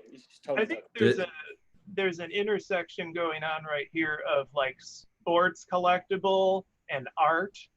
And I think a lot of people in the NFT space are less interested in art and they're more interested in the collectible aspect of it, which is, you know, and it is what it is. It's very interesting. A lot of collectors seem to care a lot about social media following more than necessarily the content of what the art is or what the art's about. So it's interesting because these, you know, sports players, any other celebrities come in, they're going to have this already established social media following. So it's kind of like the market gets created by these collectors. So it's like the collectors get to dictate, like, you know, how we're valuing this. Very true. Yeah. The free market. But isn't that debatable, Matt? Like if we go back to like the Newlander, we were talking about him. I mean, he has fucking hell, like a lot more followers than I do on Instagram.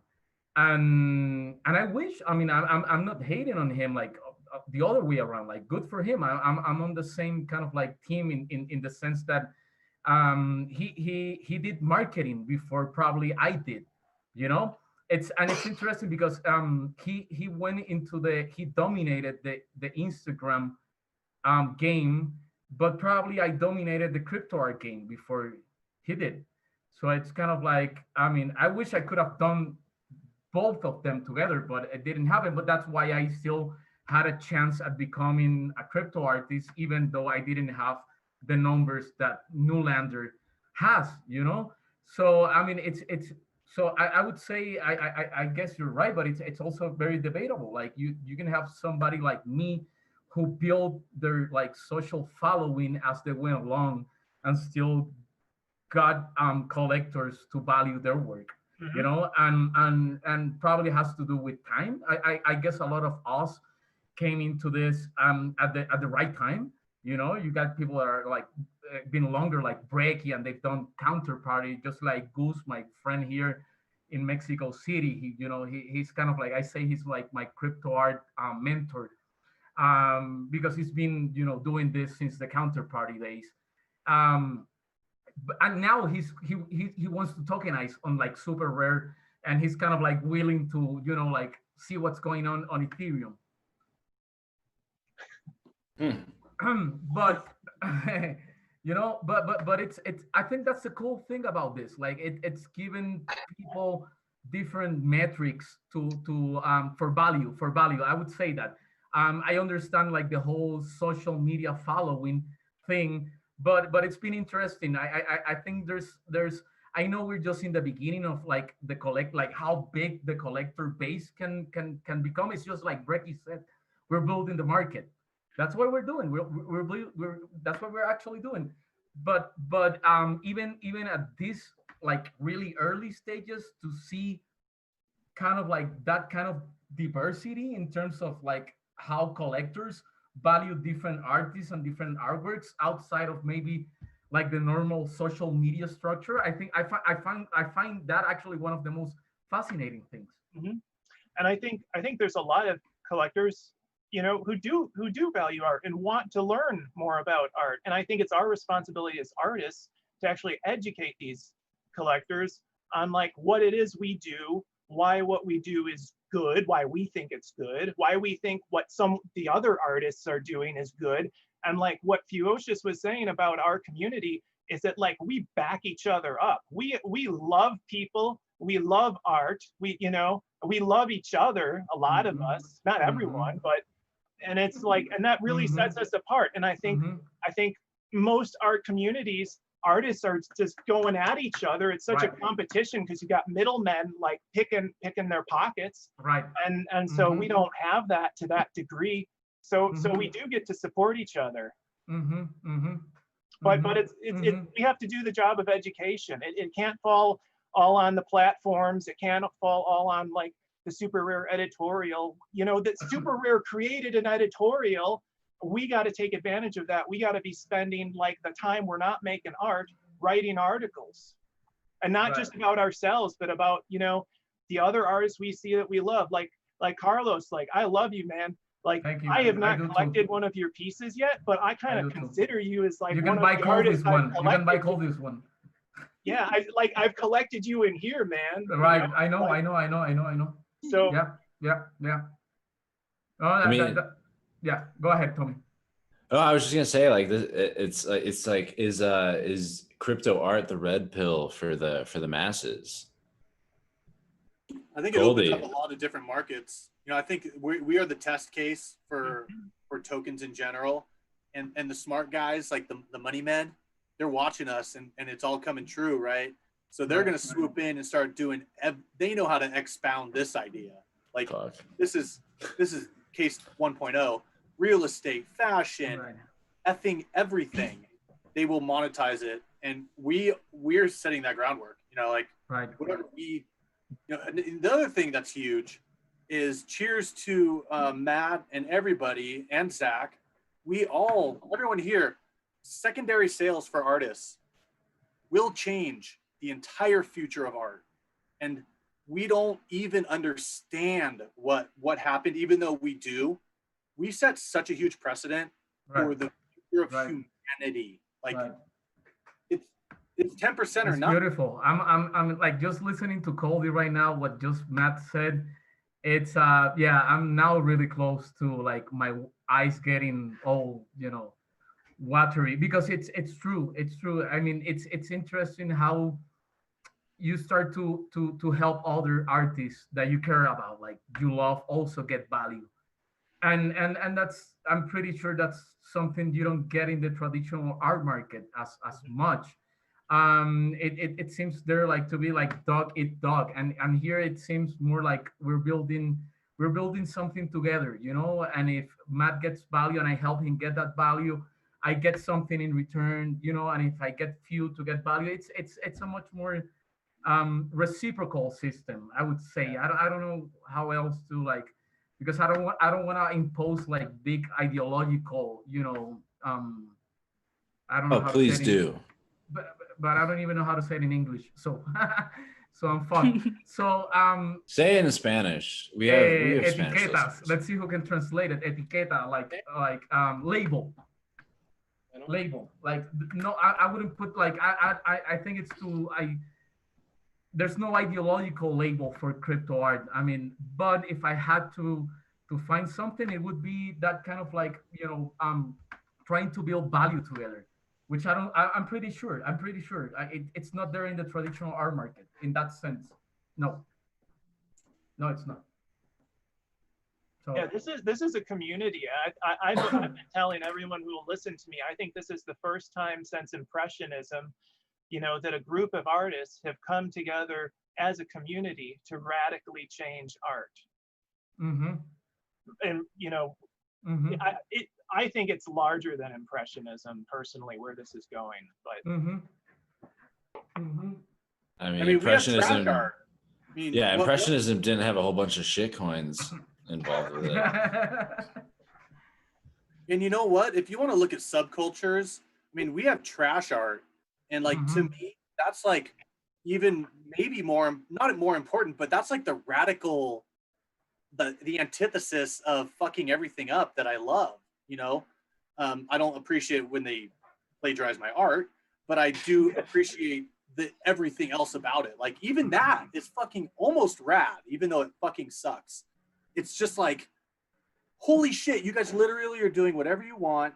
And because of that, like, it's a thing, whether it's for the sake of time, it's a moment, and I'll definitely give them that. I gotta say something about that. So I have a different context for this, but one of my most fun hobby. I have a loop station, okay? And this loop station, you literally plug an auxiliary cord into your cell phone, or they don't even have an auxiliary input anymore, to your laptop, okay? And you just take any song in the universe that you like, and you run the audio into this loop station, and you capture 4 bars or 8 bars, and then you construct something around it. And it is the most fun shit ever, right? And the only time I would ever consider using somebody else's loop is if I just fucking love that song, you know, like if I just fucking love it, you know, and I would never expect in a million years. And even if I was if I was like a popular artist who people listen to, you know, and I was touring or whatever, known, in a million years, if I constructed a piece of art or a piece of music that was built around somebody else's work, it could never supersede the original. It's like a hat tip, you know. It's like a damn, I fucking love that. I love it so much that I want to fucking use it as the basis for something that I'm going to create now. And I see this guy, I can't think of what his name is on Twitter, but he's just like trying to, you know, I don't know if he's trying to stir the pot, but he takes these like very popular artworks and remixes them. And I don't know, you got to embrace it, man. Like that is something that is just inevitable and it's going to happen. And look at it as just a compliment rather than there's a level territory. I mean, you tokenized the original. The original is verified in a block on Ethereum that cannot be overwritten. So I'll chime in on that. So that happened, but here's what happened to mine, and this is where it got fucked up, right? I will take the compliment. I will say that actually helps my artwork if you're ripping me in a sense. However, what they did on mine was they covered up my name and put their name. So that's when the line was crossed, because I will play art and I will give benefit of the doubt to the artist, because I get the levels you can push it to. I get it. That crossed the line. So like I'm totally down to play, you know, but that's the only thing they did. All they did was change the signature. They took one of my Edward Snowden portrait, and it was like the same rotation. They brought it into their trash art one click thing. They moshed it. Was it mosh? I forget what the thing is. So they hit a button. It did this weird fucking green thing, but inside of the animation, I sometimes kind of hide my signature as like layers come around to just play with the 3D space. And they waited till the frames came up where my signature was, put a crude black box around it, and put their name. And I won't say their name because they don't deserve the credit at this point. They did that, and that's where I said, "Oh fuck you, game on." So like, you know, motherfuckers. That's a worthy distinction. I do think that if you ever are going to get in the habit of doing that, like, you have to pay homage to the originator of like, you know, the basis of your creation is built around somebody else's thing. Like, as long as you're paying the respects. And I mean, all the conversation is like what amount of royalties they might be entitled to. Like, I can't get it. I have no idea. But like, there's that respect. There's this threshold that you have to meet, right? And I did a lot of research around this for. I did these like Rick and Morty videos back in the day, and I wanted to make sure I wasn't like fucking these guys over because I love Rick and Morty, right? And throughout all the research I did, like the laws are kind of messed up a little bit, but like you have to add something new. Yeah, the laws didn't really take the internet into consideration, did it? Right. Right. Yeah. But like that's the thing. Like it can't be the same. It has to add something new to the meaning. Like you have to change the meaning. Otherwise, you're just like you change one color. It's like, oh, who the fuck are you? You just changed a color. That has to be a clear parody, right? And what you do with Rick and Morty is beyond parody. Hey, did you the Rick and Morty Bitcoin memes? And I'll drink. But the videos, yeah. Are you fucking kidding me? Been a while, but yeah. Oh, yeah. Rick. Yes. That you just fucking fired me up, man. I love that shit. I love that shit. If you're new, you like Rick and Morty, go Google blockchain and Morty or search on Twitter, you'll find it. I saw him recently too. I didn't know it was you. Yeah. My career is. I'm in the presence of famous people. Yeah, this weird Brekkie dude. There's a reason we have him on these shows. Right. I'm sure.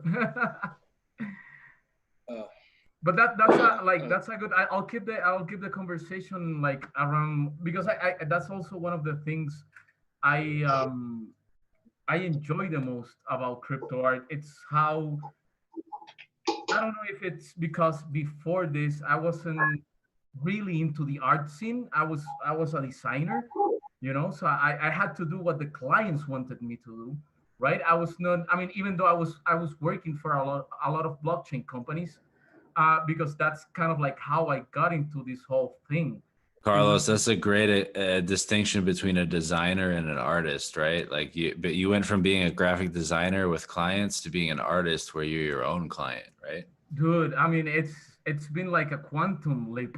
And this is not like my own thought. I read somebody on Twitter not long ago saying like it feels amazing to like going through being paid by the hour, like being paid by the hour, and having people fight for your art and bid on your art and really want to like have that and be the owners and possess that.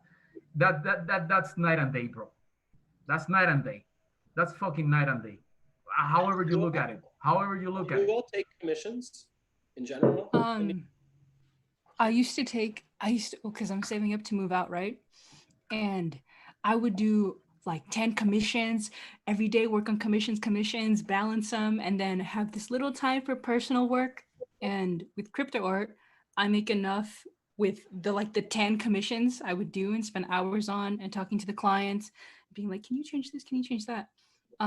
Luckily with crypto art, I could stop the commissions and just focus on personal work. And it is night and day. It's crazy how much focus you can put into your own work without thinking about, oh, this person's been waiting 3 days. I don't know. Yeah, and not to keep relate. harking on it, but you're 17. You're just beginning your career as an artist. Like, did you have an idea of where you were going to go, and did that all change once you kind of realized this crypto space? I mean, I wanted to make clothes, not just like t-shirts. I wanted to actually work with the fashion house and make like jackets and I don't know. What's your favorite fashion house? Oh, I don't know. I'm sorry to put you on the spot, but like, there's a lot. But yeah. But now with crypto, I still would like to do that. And I feel like before I was so focused on, yes, I wanted to make a clothing line and all that, but also I wanted to make money and survive. And I feel like now with crypto art, I kind of care more about art and putting myself into the piece and my emotions and not thinking about, okay, I need to sell this amount of prints to make this much money this month. I can just focus on what I'm doing.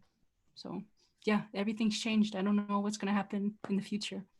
Just want to keep making art. Bigger things. Yeah. And I relate, but in my case, it's a little bit different because I think I also acknowledge the way, and I was talking with this to somebody that it's behind like a new platform that it's soon coming, and I told that person like how the platforms and the limitations and the technological limitations determine what I do, right? So it's not like I'm being completely unaware of what the technical limitations of all these different platforms. For example, you think async. I mean, you cannot do animation. You do all the different layers. You put them together so that the collector can play with them, that kind of thing. So you're always aware of the limitations. But in for example, in my case, I came from designing things for blockchain companies, and then I got into crypto art. So I kind of like admire you, Few, because you can do whatever you want. You're super free and you're getting money for it. In my case, I think I've been super aware of like the crypto thing and the crypto community, which I'm not saying like I don't like it. I'm passionate about it. But does my art has to be constantly attached to it? No, it doesn't have to be. But I decide nowadays that, for example, when I was working as a designer for a blockchain company back in the days, it was whatever they wanted to promote. It's whatever they wanted to, to say about their product. Nowadays, if I want to do like a fucking gun with fiat money wrapped around it and go very political, who cares? Yeah, the thing was beautiful, by the way. Thank you, man. Yeah, I can do whatever the fuck I want to do now. Like, if I want to go political on it, I'll go political on it. If I want to go just, whatever crazy, psychedelic kind of thing, I go and do that. So it's very liberating. All your art, it has a cohesiveness to it. Like, no matter if it's a infinite thing or not, like, I feel like I can always tell when you make it. And I mean, shit, like the blockchain filter or whatever, I feel like it doesn't really apply to you because like your stuff, it doesn't have anything to do with blockchain other than that it's on the blockchain. Right. No, I agree with you, and I appreciate you saying that. But it's like going back to like what she was saying. It goes back to like I choose what to do now. Right. Yeah. Oh man. I mean, if I want to I think talk you about tweeted blockchain, I talk about blockchain. If I don't feel talking about blockchain, I do an infinity room. I mean, and that's the beauty of it. Like, you don't have to, your subject matter doesn't have to be about Ethereum or Bitcoin in order to make art on the either chain, right? Like, you can put whatever art you want on the blockchain, and that's kind of the point, right? Yeah, the nature of it is that it does not have to be related to blockchain at all. It's like, that's the beauty of it, is just the underlying technology that powers this movement happens to be blockchain, but the substance it doesn't have to have a relation whatsoever. And from a collecting point of view, especially for the collectors who, do have financial ideas in mind in the long run, I do think that a crypto crash is unlikely. I mean, it will happen eventually, but when it does, we're all going to be partying anyway. But in the event of a crypto crash that we did not foresee coming, this stuff has already proven. I mean, Super Rare was born in a bear market, and the prices in USD terms rose steadily throughout the duration of the bear market. And now we're entering like the nascent phase of a new bull cycle in crypto. And I mean, so far it seems like the prices are keeping up with the rise in Ethereum. It remains to be seen, whether or not they will continue to keep pace with the gains of crypto. But in the event that it does crash, we have already seen that it's so uncorrelated to the crypto market prices that you could look at it as a hedge. Personally, my entire collection has been financed by trading profits from this year, and I look at it as a hedge. I mean, like, okay, it's more than a hedge, but it's a hedge, right? Like in the event of a crypto crash, I got this art portfolio that is at least going to maintain its USD value. And if it does, okay, here's the thing, right? Ethereum is 400xx whatever right now. If the art maintains its USD value, the next time somebody buys it from me, I will make more Ethereum because Ethereum will be priced lower. In the event of a crash, right? It will take more Ethereum to buy the same amount of USD value worth of an art. Yeah, I mean, in a shitcoin crash, why wouldn't special shitcoins be worth more than non-special shitcoins? I feel better holding the art than I do. I'm not going to get stuck in Ripple. I'm using a stop loss on that. But like, if I'm going to get stuck in something, I would rather it be this fucking badass art that probably helped somebody to create more art in their life. And it's like it's a more genuine transaction, right? A more genuine transaction. Y'all have the Ripple art community. The Ripple art community is like, wow. Like helping Dad Darling House. I've been dumping on Ripple fucking bag holders for 3 years. That you got to be unbiased, I guess. I will be stopped out, not too far, but that's why I'm in. It's good risk to reward, you know. I just can't believe these words are being spoken on our airwaves. But Yeah, I know. I'm gonna pass this over here. I thought Ripple art was fidget spinners. Right. I don't know. The Bitcoin magazine, I gave them no warning that I would say this. We didn't either.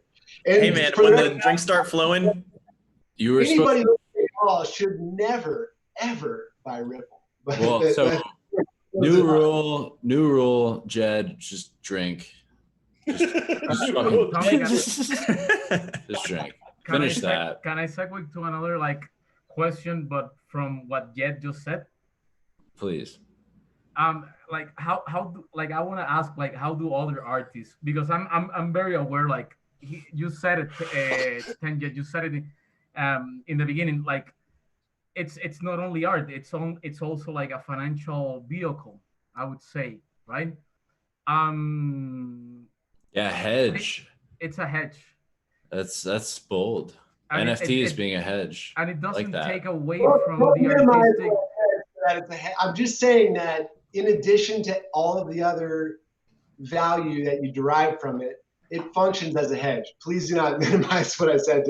I only look at it as a hedge. It's right, just but, saying. But it's one of its. I mean, even myself as an artist, I don't have a problem.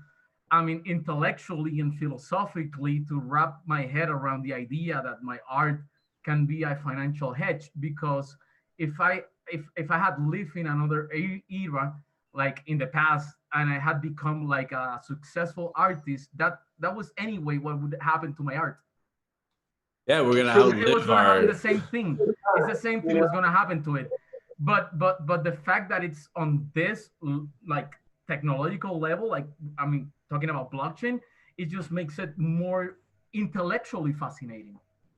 You know, and I would want to know what other artists think about that when you think about the financial aspect of your artwork. You know, it doesn't take anything away from my art. On the contrary, if my art gets better and I get better as an artist and I get better at marketing myself as an artist, that hedge becomes better for everybody, for myself and for my collectors. I think we haven't seen anything that we're expecting yet. I think it's going to really get crazy because we're at a critical juncture, right? So not only are we all in a scene that's blossoming, but we're blossoming as artists. We are showing the new path, and the stuff we're doing is timely and culturally relevant. I think that the prices that we're talking about, I think it's more than a hedge. I think it's almost the smarter play, even if I was in it for the money. There's going to be some real, when sultans and people figure out about where to put their money at, and they figure out they can buy art with it. Holy shit, you guys. I think it's a great time to be an artist, but also a great time to be a collector. It's going to get nuts. If you speak of the timeliness, I mean, is time not the only variable that matters with NFTs? And I mean, it's about being minted once and that's it, and you can prove that, right? It's scarcity. I would say though, an early token at some point, there's the ultra collectors. You know, there's people who like art, but then there's the guys who want the first or the earlies. Yeah. And as the market gets going, the richer you are, the earlier you want. There's always some up. You know, if you collect baseball cards, it's all the same, right? Yeah, it's always about being the first, right? Yeah. So the early people in it, your stuff is instantly actually more wanted as time gets farther and farther away, because you were here before the Robbie Barrett, right? Yeah. I mean, those OG super rare. Zach, talk about it. Robbie is a wonderful human. I'm good friends with Robbie. We chat all the time, and I really respect him because he's an artist that truly cares about his art. He cares about which collectors get his art. He really doesn't care about money. I've never in my life met somebody that truly couldn't give a shit about money. more than Robbie Barrett. And, you know, he would much rather take a smaller sale from a collector that he respects and that he wants to have his work than somebody willing to pay twice as much that he doesn't want to have his stuff. And so, you know, he was the first ever artist on Super Rare, and he tokenized for a bit, and then he took a long break. He made a small appearance a month or two ago and had some great success. I'm not sure if he will tokenize again. He's you know, he says he may not, but that's kind of the fun of Robbie. But you know, more than anything, he's just a great person. It's a theme in crypto art, right? And I think it's experimentation too. Like, so to keep the Robbie conversation going, he does his GANs, and he does them the Robbie Barrett way, which is the correct way of doing it. And what he started doing was taking his fashion, and he made shin bag pants, and he actually made pants, right? And first of all, the feet alone, it's just the crazy most avant-garde pair. I'm super stoked I got one. I think they sold out in like a minute. But like, he made what, 35 of them? Like, he definitely made not very many. And he's in fashion. It's all about experimentation. Like, getting out of your comfort zone is what crypto art is about, at least to me. It's just like, he got way the fuck out of his comfort zone, and now he's doing fashion shows, right? So, you know, like, this time we're in here, we're like, well, maybe I should try it. You gotta try it, because that's a whole new door. Like, you could be doing whatever dream you want to do. That crazy thought is usually probably the best one, usually, till the next morning. You know, those shin bag pants, those are actually a collaboration between Robbie and Mushba. And really? That's super cool. So I actually bought a pair of those pants too. I think that was 40 or 50, I'm not sure, but I got a pair. I think I actually messaged you, Coldie, and I was like, bro, check it out, get some of these. Thank you. I don't think I've ever had so much FOMO. I've never had so much FOMO about a pair of Jinkos. Like, it's unbelievable. They're pretty incredible. But, you know, like, I have to agree, because I've been thinking a lot recently, like, what are the other like industries that are gonna get infected, so to speak, by crypto artists? And I have Apple on my mind, and I'm not the one like to rep, like, you know, big established mainstream companies in any way. I mean, the other way around, I'm kind of like the third world artist, you know, trying to fight for freedom kind of thing. But I mean, it's very interesting, you know, to see where all this is going, and I keep, and that's kind of like my prediction. Like, you're gonna see crypto artists at some point in some fucking Apple ad. Hey, be fucking suspicious. It's gonna happen. Yeah. So guys, I think that's a really great place to kind of end it on. We're actually 5 minutes over time, but I'm on my last before we go, we have to let everyone have their last word. And one more caveat on top of that, Jed, we've had 2 people in the YouTube chat said they need to see you shred before you jump off. So we're going to go to you last to get you time to get ready. Let Jed shred. Let Jed shred. Is the hashtag. It's viral right now. But we're going to final word. And let's start with Matt. Matt, what's your final word? My final word. Crypto art's amazing. If you haven't taken a look at it, take a look at it. Get involved.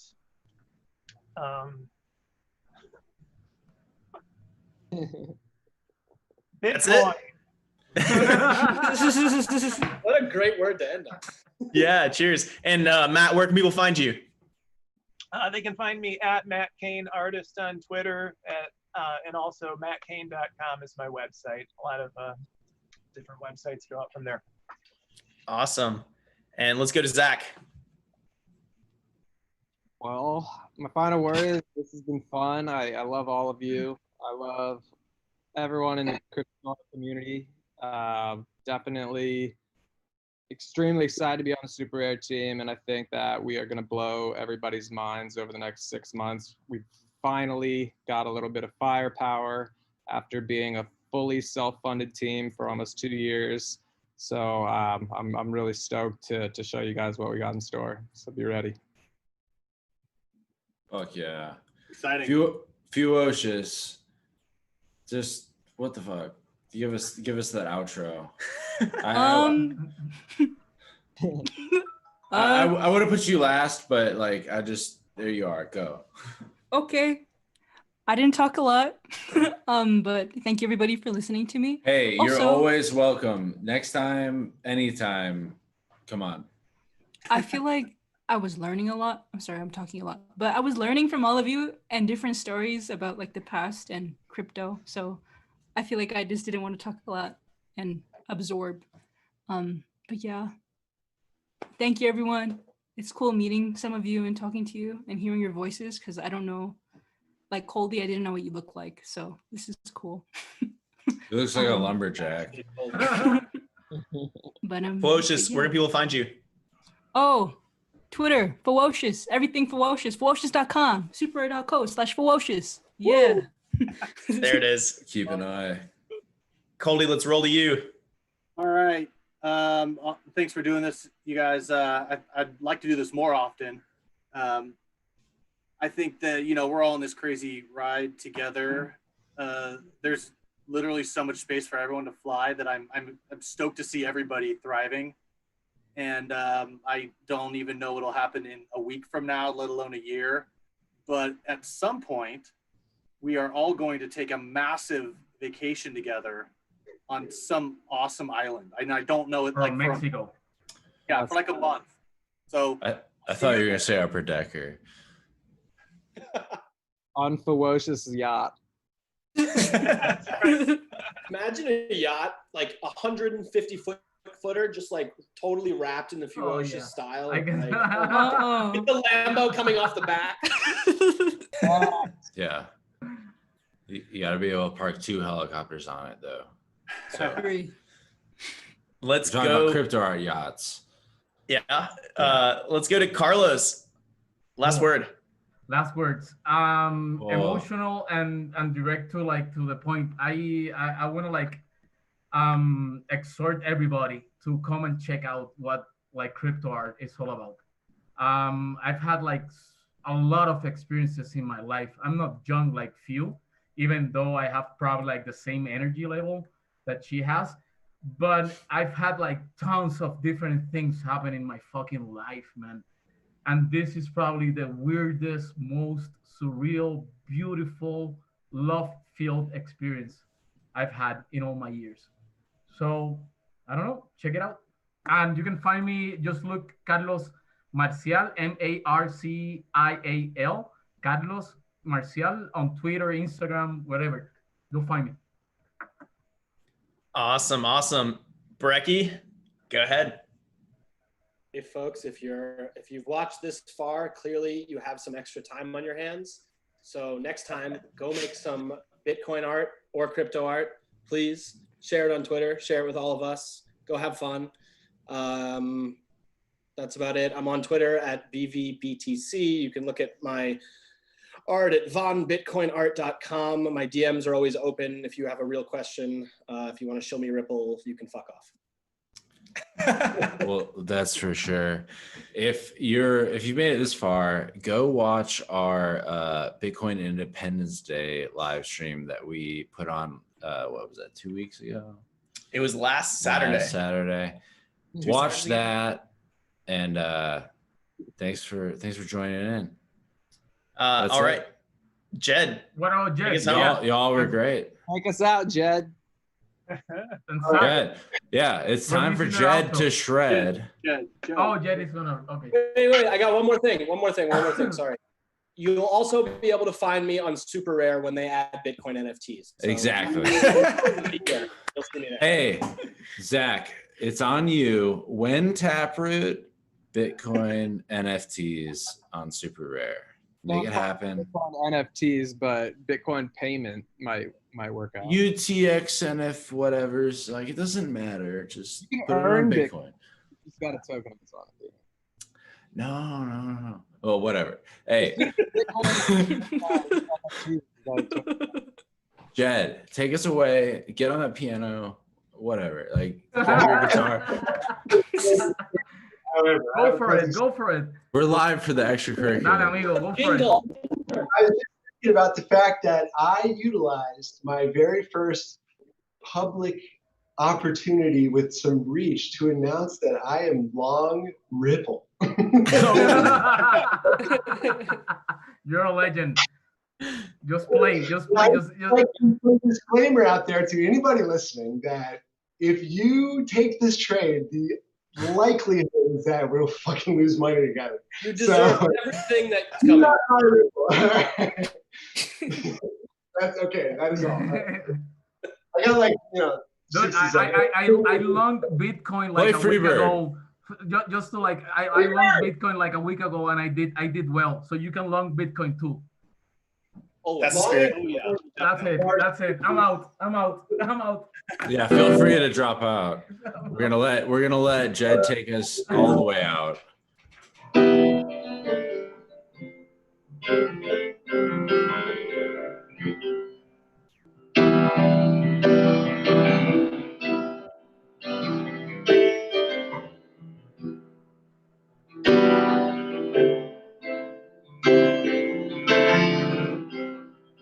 Black makes a difference.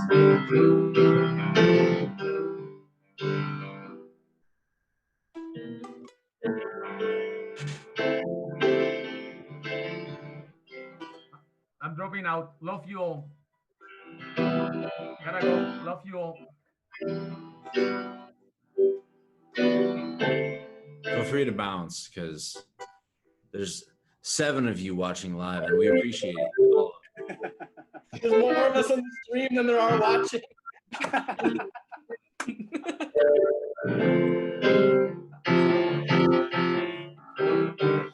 So we'll do the final word at the beginning next time. That was a blast. Thank you guys. That was beautiful. That was Good job, fucking Jed. rad.